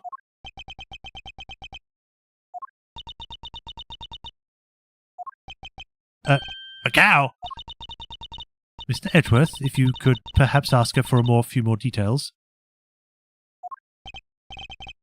Well, Kay, what can you tell us about this, cow? Oh, I remember now. The person in the red raincoat, she had it in her hand. A stuffed cow. I can see it clearly now. The rain is gone. Are you sure, Miss Faraday? Are you absolutely certain? Yes, I'm sure. Yeah! Then this court acknowledges the defendant's last statement as new testimony. Objection. Have you lost your mind, Verity? We can't accept testimony like this. With all due respect, Mr. Chairman, information pertaining to the victim and her possessions is New and highly irrelevant evidence. Objection.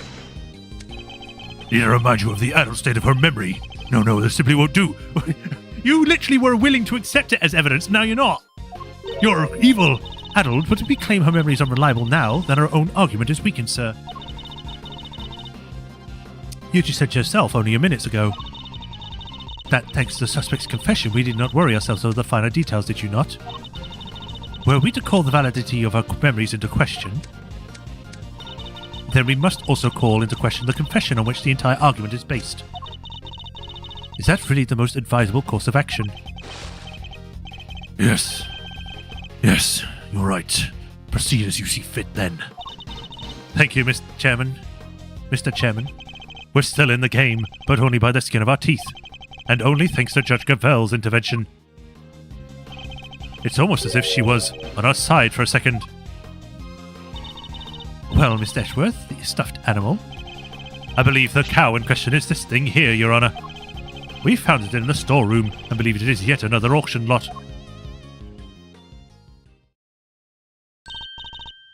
Wait, that's... Huh? Do you know something, Gavel? No, It's just not what I imagined. I suppose it is a rather odd-looking thing for the victim to have been carrying. I wonder if his horn comes off, because it doesn't look like it's properly attached. And it hides secret information that explodes all of the stuff. I should look it over more carefully.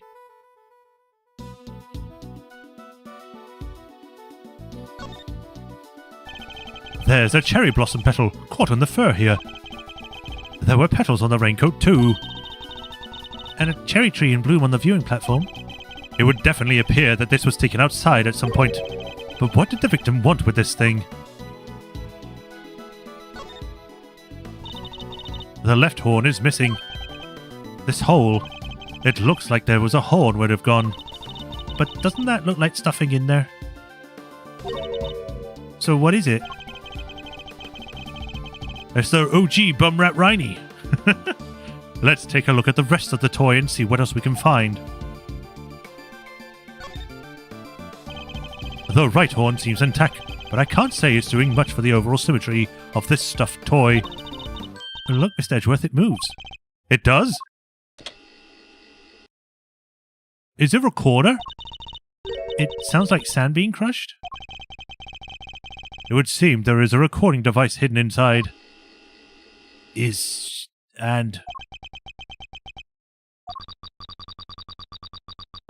I don't know who this voice is. I knew it was you when I laid eyes on you. You can't hide that burn from me. Nothing to say for yourself. I've waited so long for this day, and now I'll finally have my revenge. Ah! Oh, it broke. Could this be the moment of the murder? And someone made a recording of it.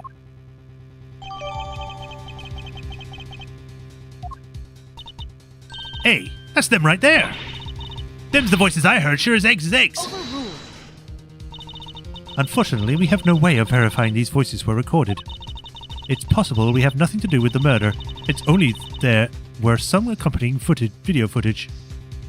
It's a bomb! You got bugs in your ears or something, lady? John told you them, the voices I heard.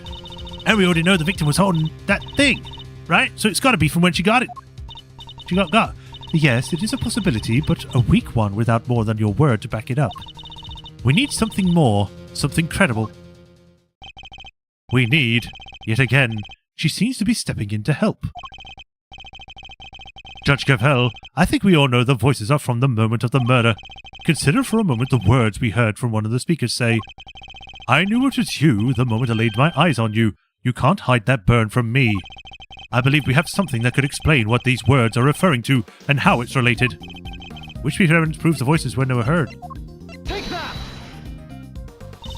The coroner's preliminary findings? How do they prove anything? Indeed, what on the page shows the voices must be from the time of the murder.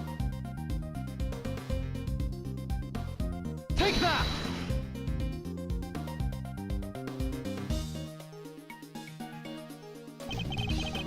think again on the words we've heard, this part in particular in my mind. You can't hide that burn from me. The victim had a prominent burn mark on the back of her right hand. And what of it? According to Kay's testimony, the victim was carrying the stuffed toy, and a burn mark, an identifying mark unique to the victim, was mentioned on the recording it captured.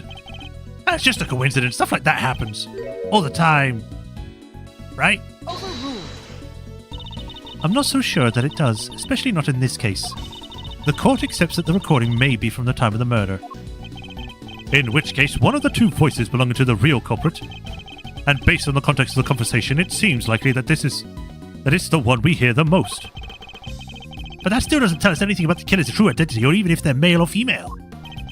Due to the voice changes, correct. Unfortunate, but unavoidable. One thing, however, has become clear. We are now able to say that the voices of Miss Hart heard were those of Miss Ringer and her killer. It's just like I done told you they was.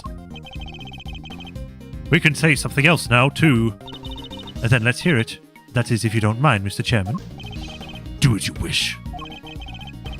According to Miss Hart, just before the murder occurred, the two people came up to the storeroom from the committee chamber on the elevator. The ringleader and one of the auction attendees. It seems this was the point at which Miss Money was exchanged hands. The murder happened immediately afterward, and the auction carried on after that. All of which points to one key fact. What else does this latest revelation tell us?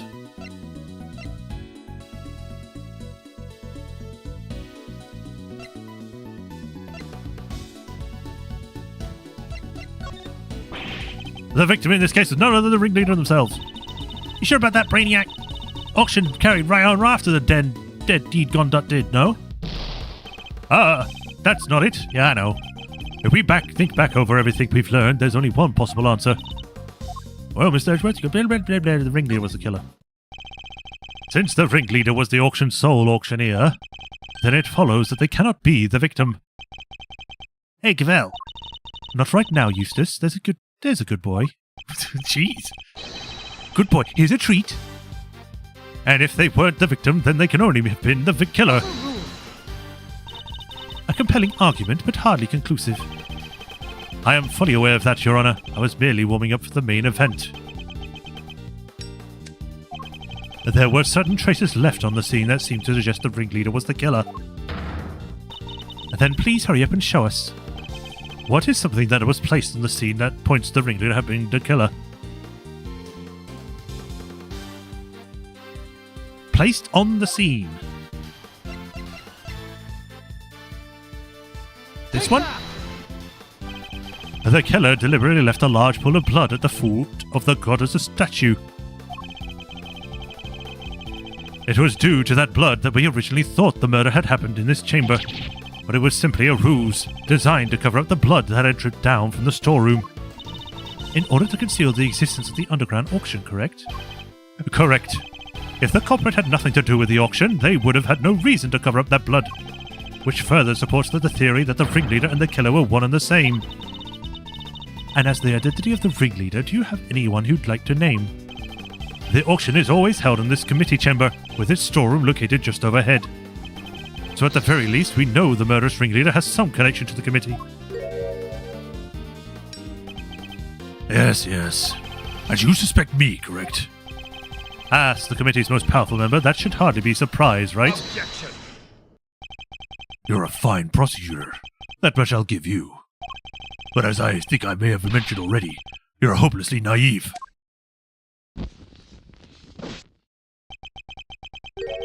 You've got nothing, dear boy, have you? No evidence whatsoever. Unless you've got something to share after all. Do I have evidence to show that Chairman Winner is the murderer? I don't think I do. Not yet.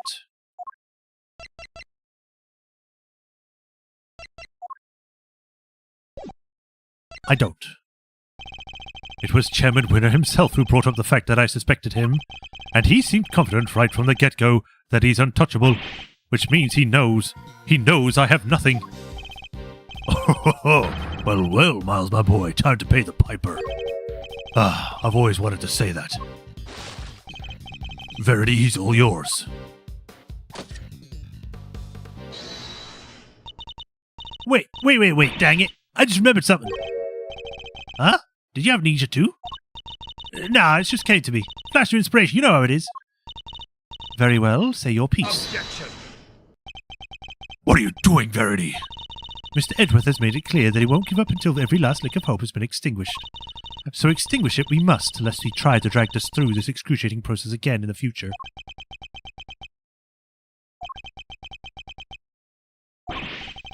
Yeah, what she said. I don't quite get it, but it sounded pretty cool.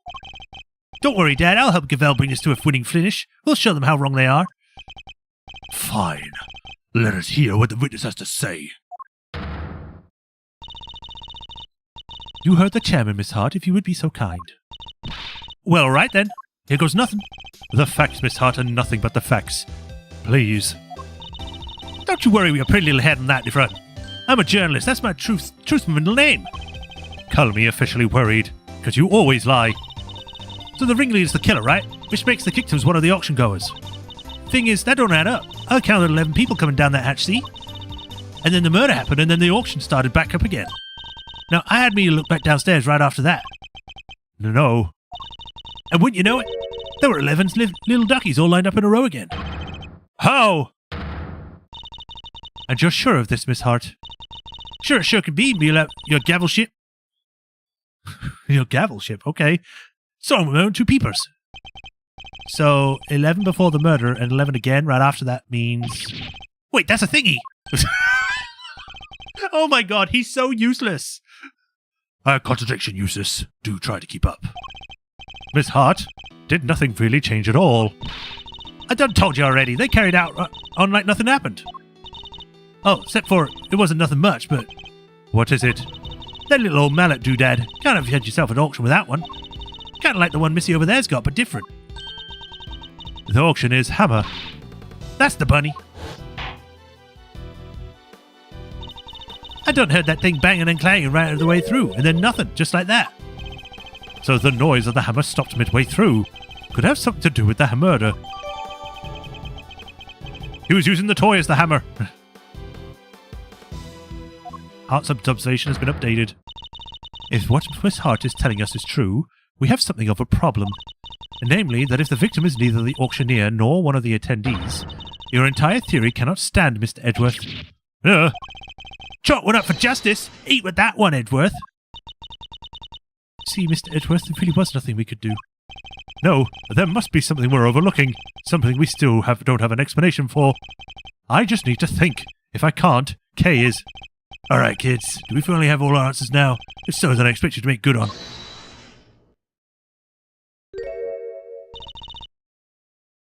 One moment, sir. I worry that it might still be a little early to pass judgment. After all, we have one more matter yet to resolve. And until we do, we cannot claim complete and total victory over Mr. Edgeworth. We're still waiting for the doctor. Is that not so, Mr. Edgeworth? Frankly, I expected you to have raised your voice by now. Aloud, hold it, perhaps. Oh, yes, of course. And once again, she has rescued us from the jaws of defeat. Very well. Let's get this over with, shall we? What is this one matter that still remains? Why, the contradiction in the coroner's report, sir. That's...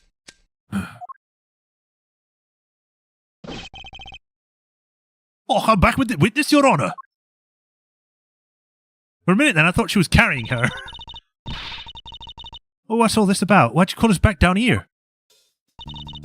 If somebody donned off before they fall ill, I have a compress ready and 2 shakes of it. Ow! This better be good.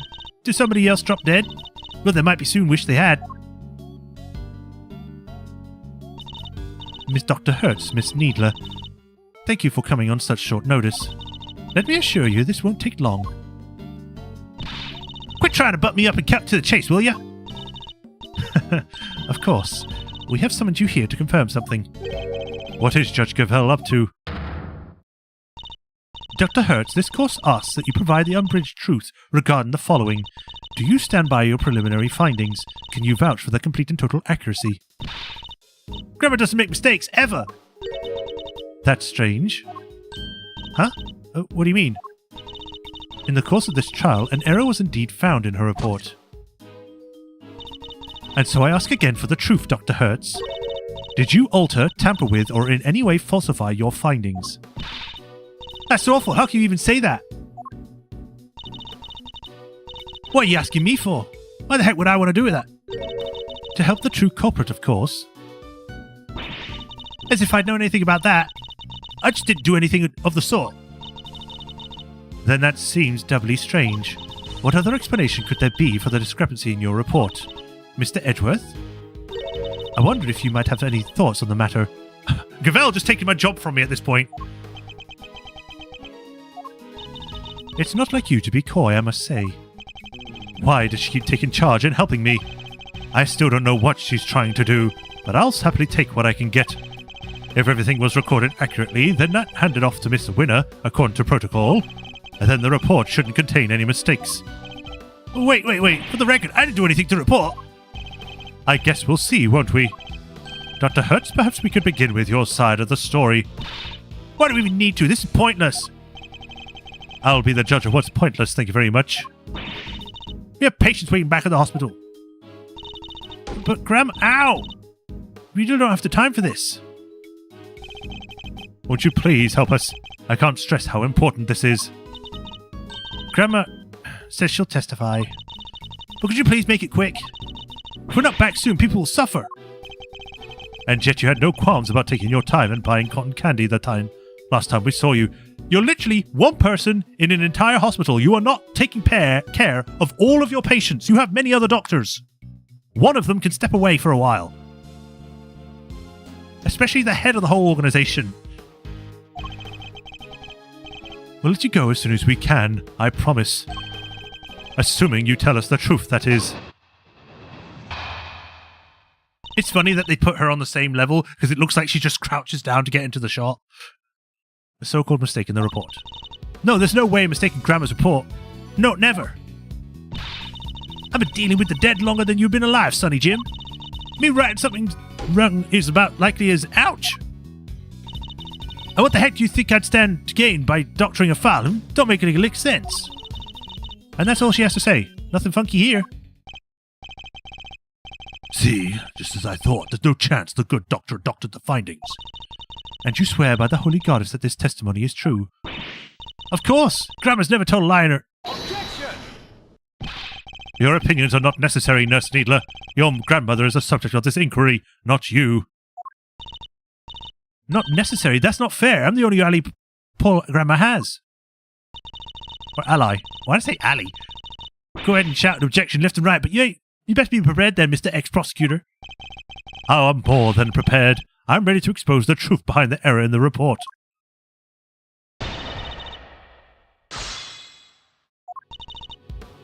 Hold it! Never. You're saying that Dr. Hart is infallible. She has to be. A doctor can't afford to make mistakes. A doctor always makes mistakes. Don't make them these paragons of unfailure.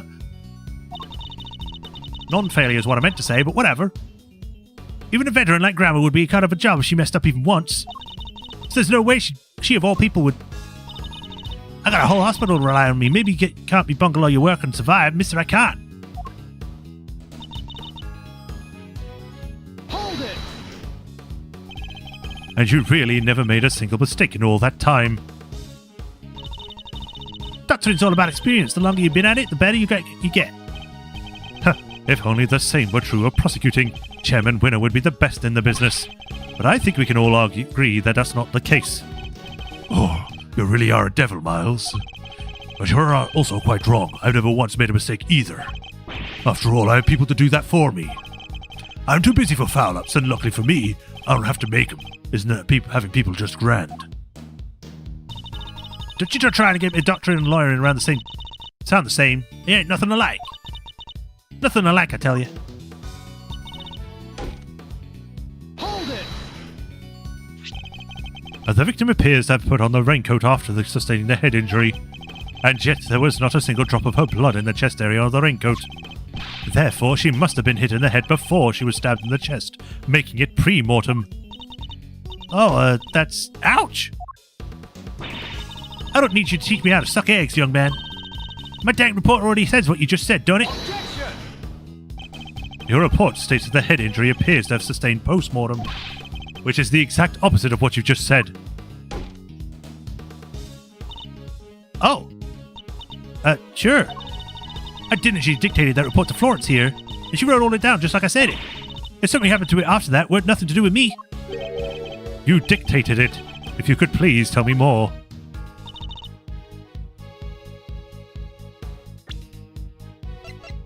Let me just read the report again. It says it was signed by her, so she couldn't have dictated it. Objection!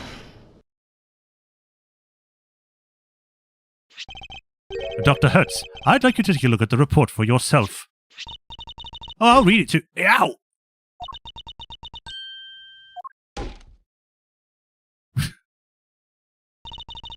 This ain't what I said. This ain't what I said at all. What?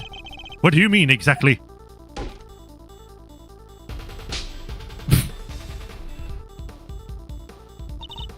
I don't know. But I can't say that. She's going to get brain damage from all these hittings with a stick. Miss Needler, if you're attempting to bury Dr. Hertz's truth, I will gladly hear a confession myself on behalf of the Goddess of Justice. Dr. Hertz seems to be telling Judge Cavell something in private. What? I see. Very well, allow me to relay to everyone what you've just told me. Ain't no doubt about what I said. I dictated my findings to Florence just like I told you I did. The fuddle-headed young Miss Thing must have wrote it down wrong or something. Wow, that was a great impression. Yes, but was it really necessary? So in summary, there is an error in the report. And it was all because of you, Nurse Needler. The true facts have now been shown to be that the head injury occurred prior to the chest wound. The question now, Miss Needler, is why did you introduce such an error?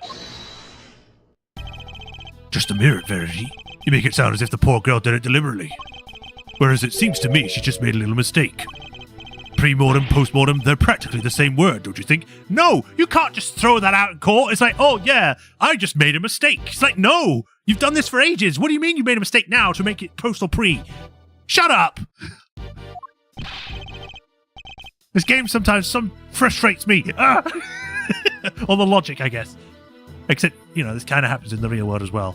Except that means they mean two completely opposite things. This was deliberate, no doubt about it. But why would she want to change it? Exactly. Thanks, Cat. Ow! You don't get away that easy. Explain yourself, young lady. Grandma, You submitted a falsified report, an act that led to Kay being accused of murder. You owe us an explanation. But I can't tell you. No, don't want to, but can't. This is really rather unpleasant, don't you think?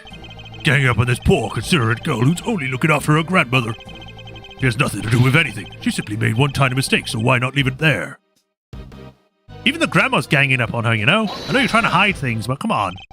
You'd like that, wouldn't you? Because the only person her testimony would hurt is you. Huh. What enough you mean, boy? Seeing as you now are de facto ex-prosecutor, you're going to need to explain yourself better than that. I'd be happy to. I'll even spell it out for you. Nurse Needler's role in this crime was very important because she's a co-conspirator. Nurse Needler doctored the report in order to cover her accomplice. Ouch! Oh, she's a co-conspirator. She's an innocent young thing. Do you share your grounds over such making a wild accusation, dear boy? The murder could have been committed by one person working on their own. Couldn't. Not could. Without at least two people, it would have been impossible to maintain attendee members.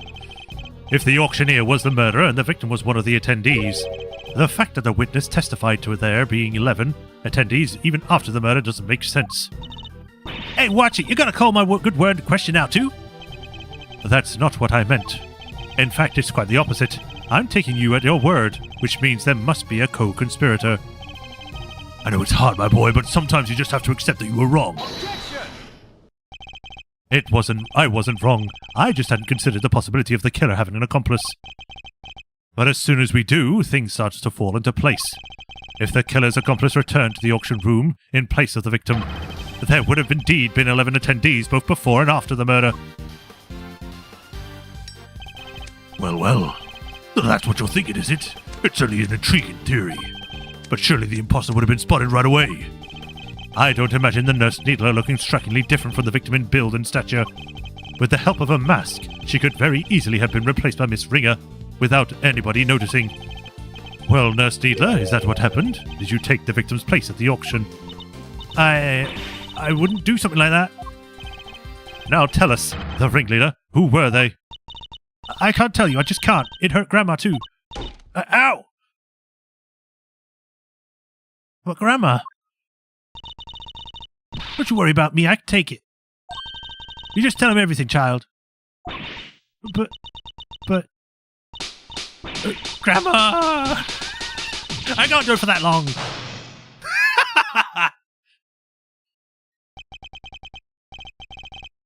So I was right. She was an accomplice. Miss Needler, why? Well, Miss Needler? Can you explain yourself? Yes. Huh? Oh, thank you, Grandma, but I'm alright now.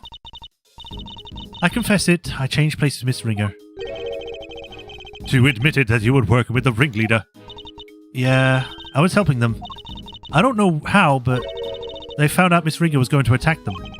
The couple was going to be attacked? By the victim? They seemed pretty sure it was going to happen that night, so they made a counterplan.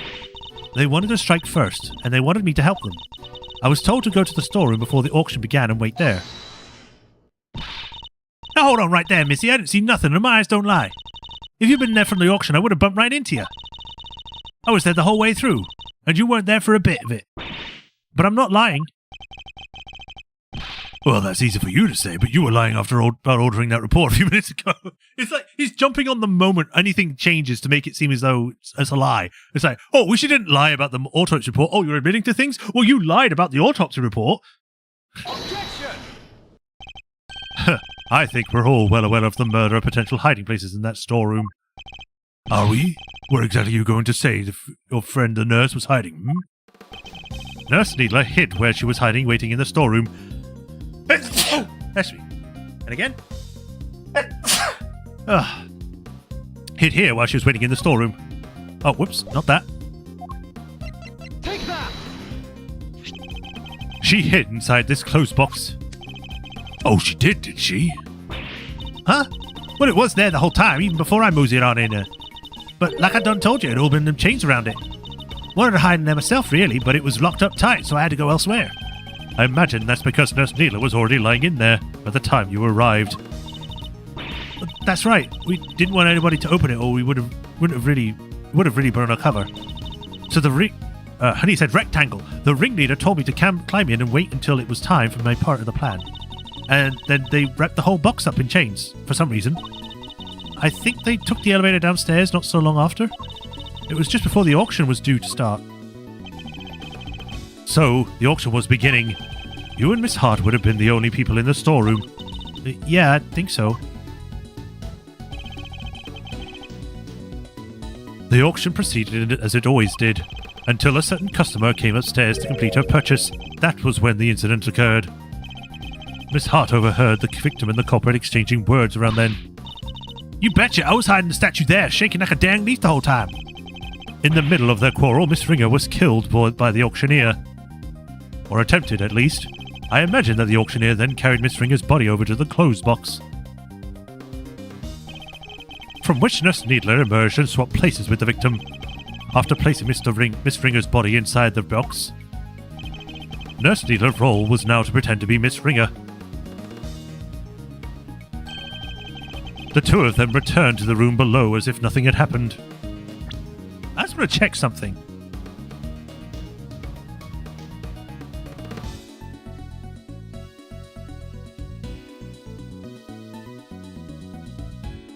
You were working with the ringleader. Oh, the ringleader found out. Okay, I thought it was like the auctioneers, but no, it's the ringleader. Okay, never mind. The two of them had returned to the room as if nothing had happened.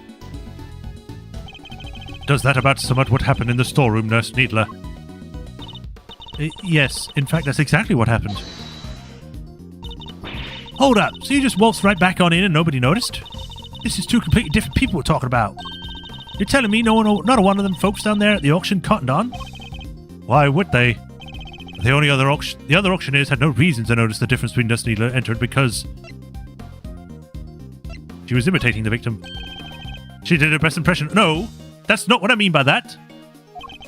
With her face covered, who would have noticed the difference? Yeah, give a chain, right? Anybody who took one look at this she was wearing, that's who. That's not the right answer, I guess. They were all wearing masks. What else would Nurse Needler have needed? Well, she had another costume. That's why I said imitating. All right, you're about ready to give us a sensible answer now? Come on, hit us. How the come we went to shit-roo? I guess change clothes then. As we've seen, Miss Ringer and Nurse Needler are about the same build. What's more, the auction rules required attendees to wear their masks at all times. If Nurse Needler was wearing the same clothes as Miss Ringer's, nobody.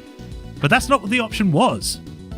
It says she'd stolen the victim's clothes, but it says right here, wearing the same clothes. So they were the same clothes, they didn't take them.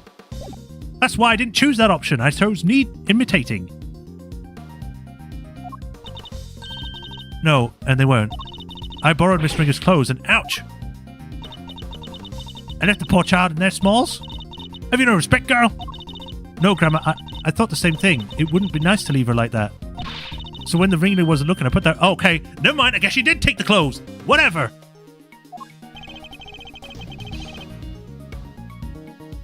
But then wouldn't it have had holes in it? Oh, whatever. I'll probably explain soon. So that's how Miss Ringer came to be wearing it. Thus, the auction was able to carry on as before. Guess that part where I caught the red raincoat on film just came after. Must be.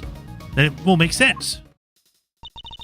But after that was when I went on over and looked downstairs through the gap of the elevator. It's about 11 happy little auctioneers goers, then back stuck to my little hidey hole. Don't tell me you were hiding back there the entire time after that. Well, that is, not exactly. What is it? Did something happen? So, maybe I ought to have mentioned this before, but I fell asleep for a few winks after that. Well, passed out, unconscious, you might say. Oh, what? What happened?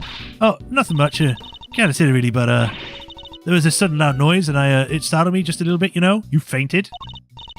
Alright, maybe more than a little. Maybe I just witnessed a murder. I can't blame a girl for getting jumpy. Guess that got my heart shook and my head faint before I knew I was out like a light. By the time I came to, it was the next damn day, and they were all y'all clacking around down that ladder. I see. So you were startled by a loud noise and fell unconscious. I suppose that means you don't know what happened after that. Not per se, but... Well, the auction was all over as the masks were back on the rack. So I reckon that the guests done finished up and filed out one after the other as they're supposed to. Nurse Needler, once the auction restarted, what exactly were you doing? I pretended to be Miss Ringer and placing bids, just as the ringleader wanted. I had to win the clothes box as I'd been instructed. If it had a dead body inside after all. Imagine if somebody else had won it. We would have been in real trouble then. So, you had no idea the victim had vacated the box in the meantime? No, not until we came back up so I could pay for it. That was when we noticed. The ringleader told me to go look for her right away. Except I found some other girl collapsed at the foot of the ladder instead. Kay. Yes, she must have fallen up from the roof and been knocked unconscious. Guess the victim must have left the hatch wide open, huh? And that would explain it. Kay would have been so shocked by seeing Miss Ringer fall motionlessly right in front of her. Then she wouldn't have been seeing the open hatch and fallen right through it. And that explains the noise that caused you to faint as well, Miss Hart. Oh, excuse me. It was the say of Kay crash landing into the storeroom. Yeah, I suppose. Can't believe something like that knocked me out so long, though. So in summary, by the time Miss Needler found Kay, you were already sound asleep behind the statue. I think we got a good grasp of what occurred up to this point now. Nurse Needler, if you would continue. Sure. So I found Kay, and next I found Miss Ringer, and I put them both in the clothes box. We couldn't risk any of the auction goers seeing them. That would have caused a real hullabaloo. You're telling me you put a dead girl with a living one? Was that your idea, or the ringleader's? Theirs. But putting the raincoat on Miss Ringer was my own idea. So I tried to get rid of it before they found out what I'd done. I had imagined they were none too pleased when it showed up as a surprise piece of evidence in this case. And lastly, The ringleader and I put her in an auctioneer outfit we prepared. Of course, which completed the reception and made everyone think she was the auctioneer. All in all, the auctioneer finished up without anybody noticing anything, and that was with that. Now that we know the extent of your crime, Nurse Needler, if you have anything further to share, I'd advise you to do so immediately. I wish I could tell you more, but I'm sorry, that's all I know. Oh, except for one other thing. It did seem a little strange, I guess. When I was borrowing Miss Ringer's clothes, it took everything I could, but I couldn't take her hair. Obviously, so ouch! You're danged right you couldn't take her hair. What kind of medical professional are you? That's where you draw the line. So taking her clothes was okay. Our hair was totally different. The style, the length, everything. I kind of panicked. But the ringleader thought of everything, including wigs. 2 of them, in fact. There was a straight one and a wavy one. They were both stashed in the clothes box. 2 wigs? But why? Right. I wondered that too. I thought maybe they were worried she might have changed up her hairstyle. Anyway, I took the straight one. That was the one that matched her the hair on the day. Leaving a wavy wig in the box. And that's everything you know. There's nothing else you're forgetting? I just want to check something. I don't know if her hair's wavy because it's done up in a bun. Is there anyone else that has wavy hair? Not really. I mean, I guess Kay when it's down? No. Huh? No, really, Grandma, that's everything. And I take it that you really have no idea who the ringleader might be. Sorry, I only know that they were in charge of the auction. I didn't see them without their mask on. And they were pretty careful to keep their identity a secret from everyone. If I can't get something concrete on them... Well, Miles, what are we done? Are we done now? You've proven the nerf was part of the murder plot, but sadly for you, it doesn't change a whole lot. Because there isn't nothing to prove that Kay Faraday isn't the ringleader. I mean, she fell from the ceiling and she was with the ringleader, so yes, it does. And justice must prevail. We can't change the law, even for your sake.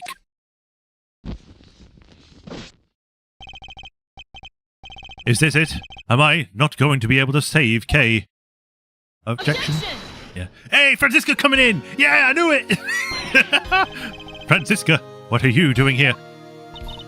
As I told you before, Miles Edgeworth, where the case leads, I follow. Your dedication is an inspiration to us all. But don't go getting the wrong idea, little brother. Little brother? He's older than you! I'm only here to deliver the truth regarding the suspect. I'm certainly not here to forgive you for the way that you for abandoning the way of the prosecutor. I understand that. You should thank your former subordinate for what I'm about to share. In his desperation to help Kay Faraday, he gave me a valuable piece of information. Detective Gumshoe did that? Prepare yourself, Miles Edgeworth, for the final piece of the puzzle. Rosie Ringer head wound was the first of the injuries she suffered, not the second. We already know that.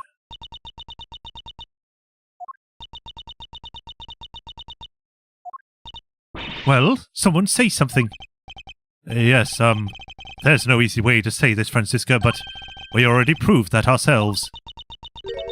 You... What? Yes, just a few minutes ago! Well, why didn't you say so sooner? You didn't exactly give us a chance. And I suppose you know about the murder weapon, too? No, not yet. Ha! Good, then listen up. The victim was struck on the head with a blunt object bearing a circular surface, and the wounds to the chest were actually inflicted post-mortem. A circular surface. Objection. As you're certain of that, I assume. Your sources are above board. 2 trusted medical professionals reached the same conclusion independently. You couldn't ask for more. Objection. That's certainly good to know. Unfortunately, you're overstepping the bounds of what? I'm the prosecutor in charge of Interpol's investigation into the underground auction, and this murder occurred during the auction. It would have been negligent of me not to pursue the leads pertaining to the related parties, especially the victim. My, you've really become quite the force to be reckoned with, haven't you, my dear? I don't even know who you are.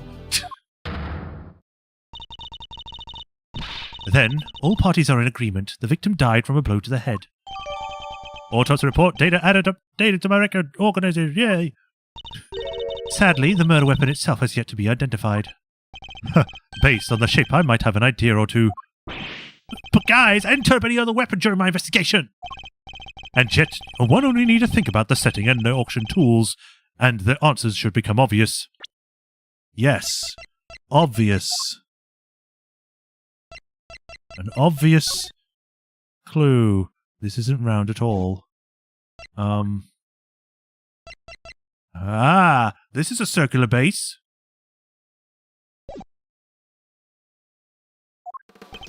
Any object with a circular surface used in this auction, we're obviously talking about.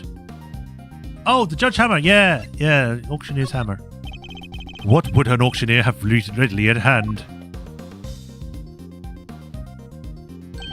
An auctioneer's hammer, of course. But we never found one of those. If the wrong voice. If the auctioneer was indeed the killer, it does seem a likely candidate for the murder weapon. But without the evidence to support your theory, it remains nothing more than that. Oh, I have just the evidence you need right here. This piece of evidence strongly suggests that the auctioneer's hammer was the murder weapon. Uh-oh.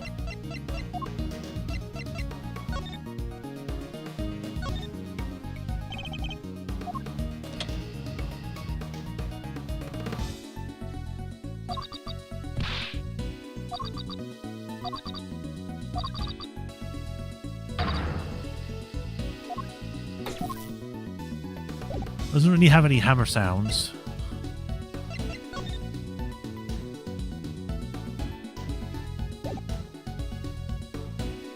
I guess this one would be the most obvious.